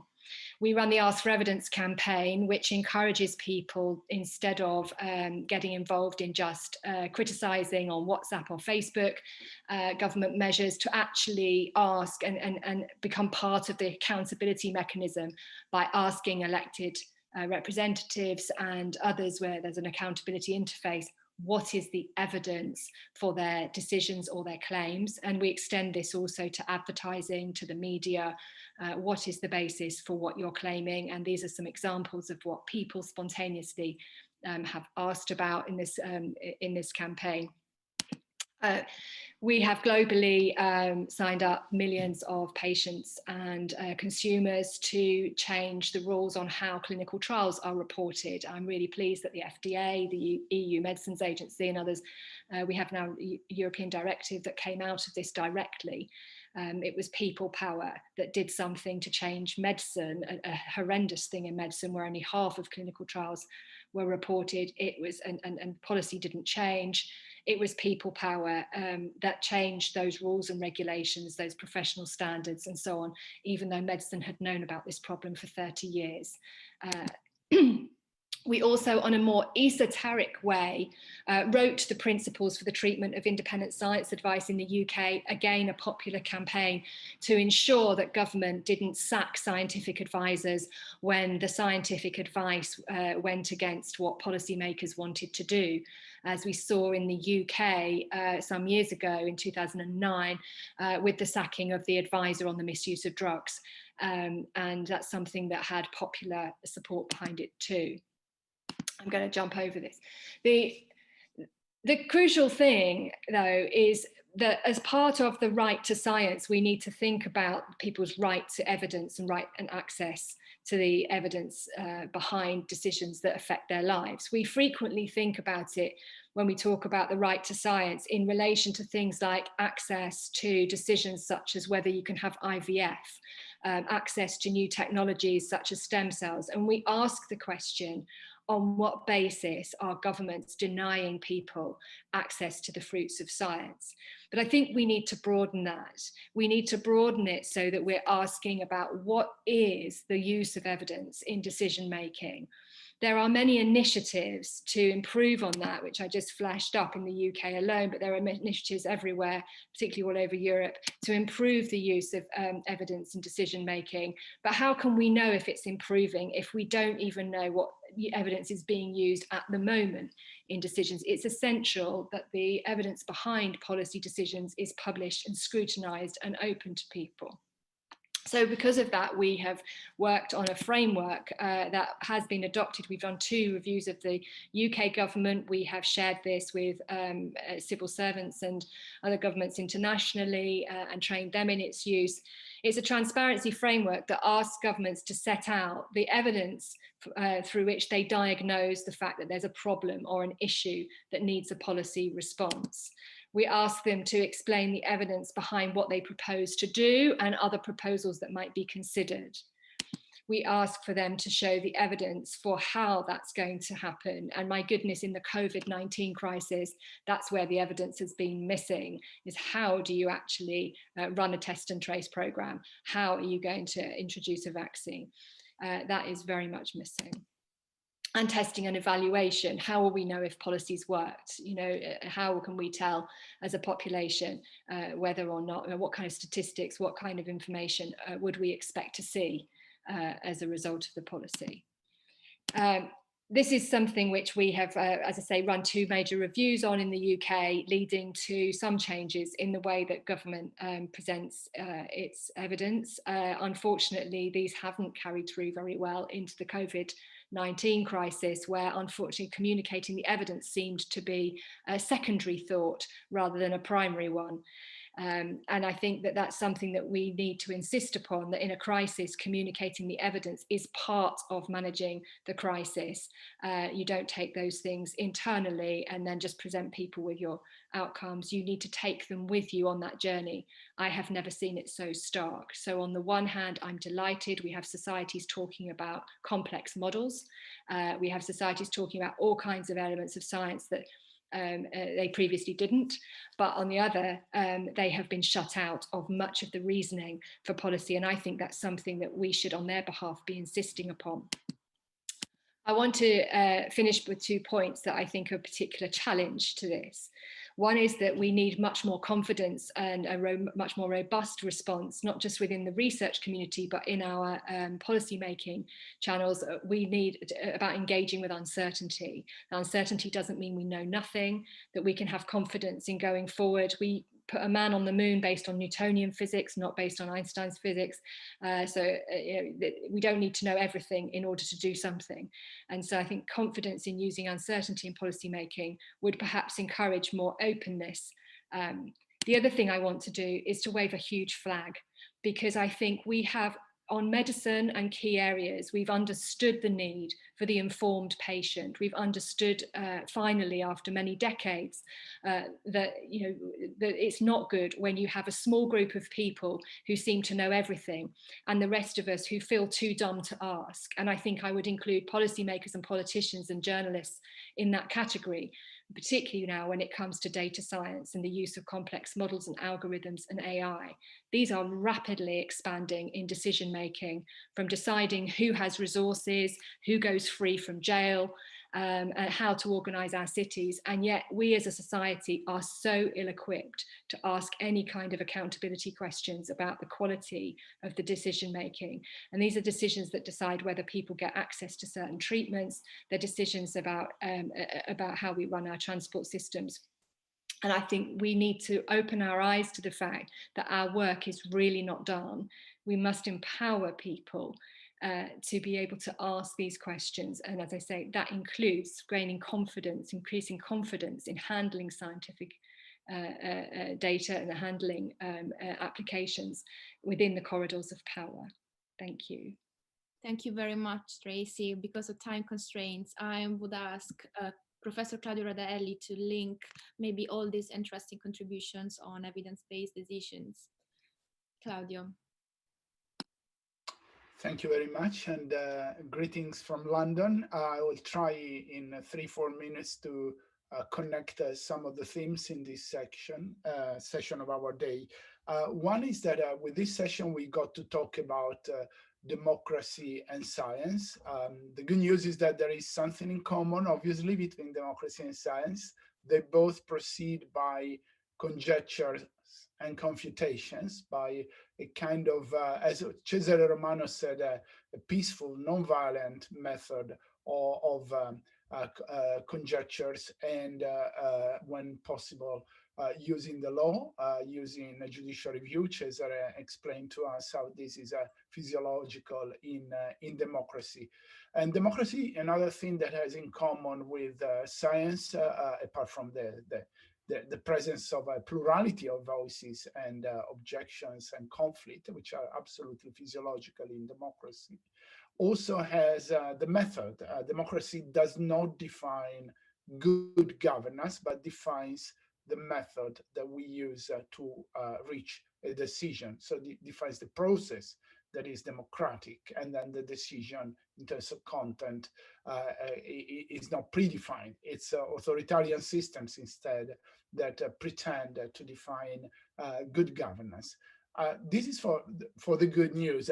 The bad news are, in a sense, that as Tracy explained to us, and also other bits and pieces of Catherine's presentation and Thomas' presentation, we tried for many years to explain to those who make decisions, like governments and regulators, the importance of science. And everything we have learned through systematic studies is that there are 1 million good reasons to explain why elected politicians or independent regulators, then there are some variation around this, but they tend, because of attention, because of incentives, because of priorities, because of the mechanism of popularity, not to listen to science. But here's then the two things that are coming out from this discussion. On the one hand, we have tools. So instead of talking in general about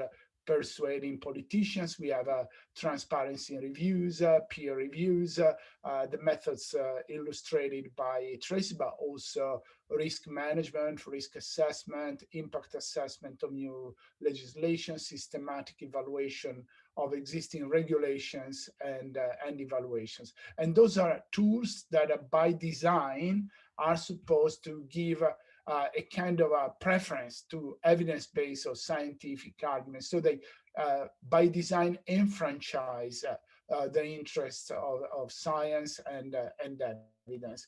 And the other is empowerment. Tracy was talking about empathy and empowering people. I would just add here also empowering scientists. We should also make an effort to have a dialogue, a conversation with scientists and explain to them how the policy process works and the many ways in which scientific knowledge gets into the policy process. So, you know, they're almost impossible to train some politicians, but it's certainly possible, I'm not saying training, but to have a conversation on what the policy process is, public administration, regulatory decisions are with scientists. Some of them navigate the maze of politics very well. Some are deterred by their own non-understanding of what goes on once they try to influence public decisions. So we as citizens can be, in a sense, a bridge in bringing this conversation to happen. Thank you very much. Thank you. Thank you all, to all the speakers. It was a very inspiring encounter this evening. So Marco, now it's to you. Thank you, Gaia. I would also like to thank all the 20 speakers and facilitators that have participated today. At some point, we really had 200 people, 110, another 15 inside the Zoom room, and the others following from Facebook and YouTube. And now it wouldn't be the climax of non-scientific thoughts if we weren't there to try again with the video. So let's see what happens. Okay, be very patient, please. Sure. Okay, we try. Trial and error is also a product of the scientific method. And so here Dear nations of the United Nations, can you imagine a world where electric power is not a power for all?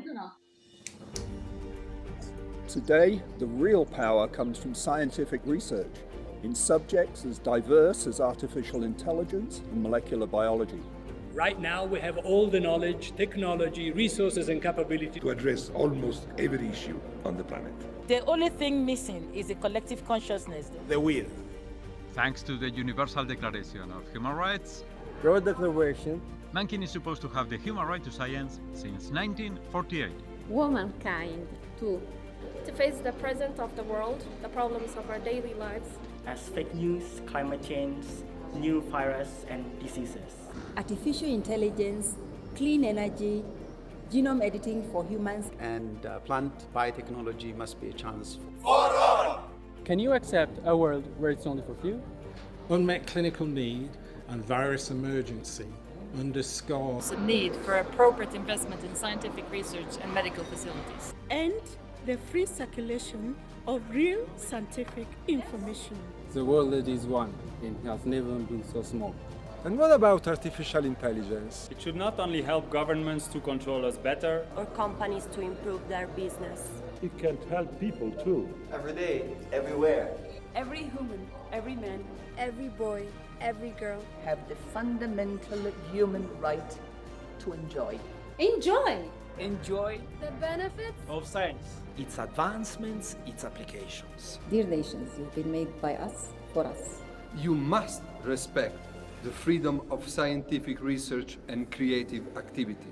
We are not talking about the moon. We are talking about science as a human right in our world. Let's enjoy science. Let's take action.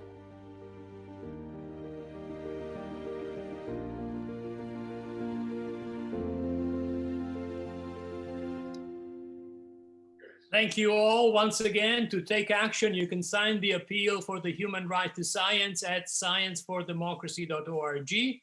Once again, happy World Science Day to all. And once this webinar will be over, it will be posted on our social media channels to be shared with contacts, friends, and family.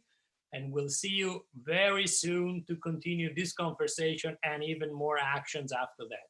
Goodbye to all.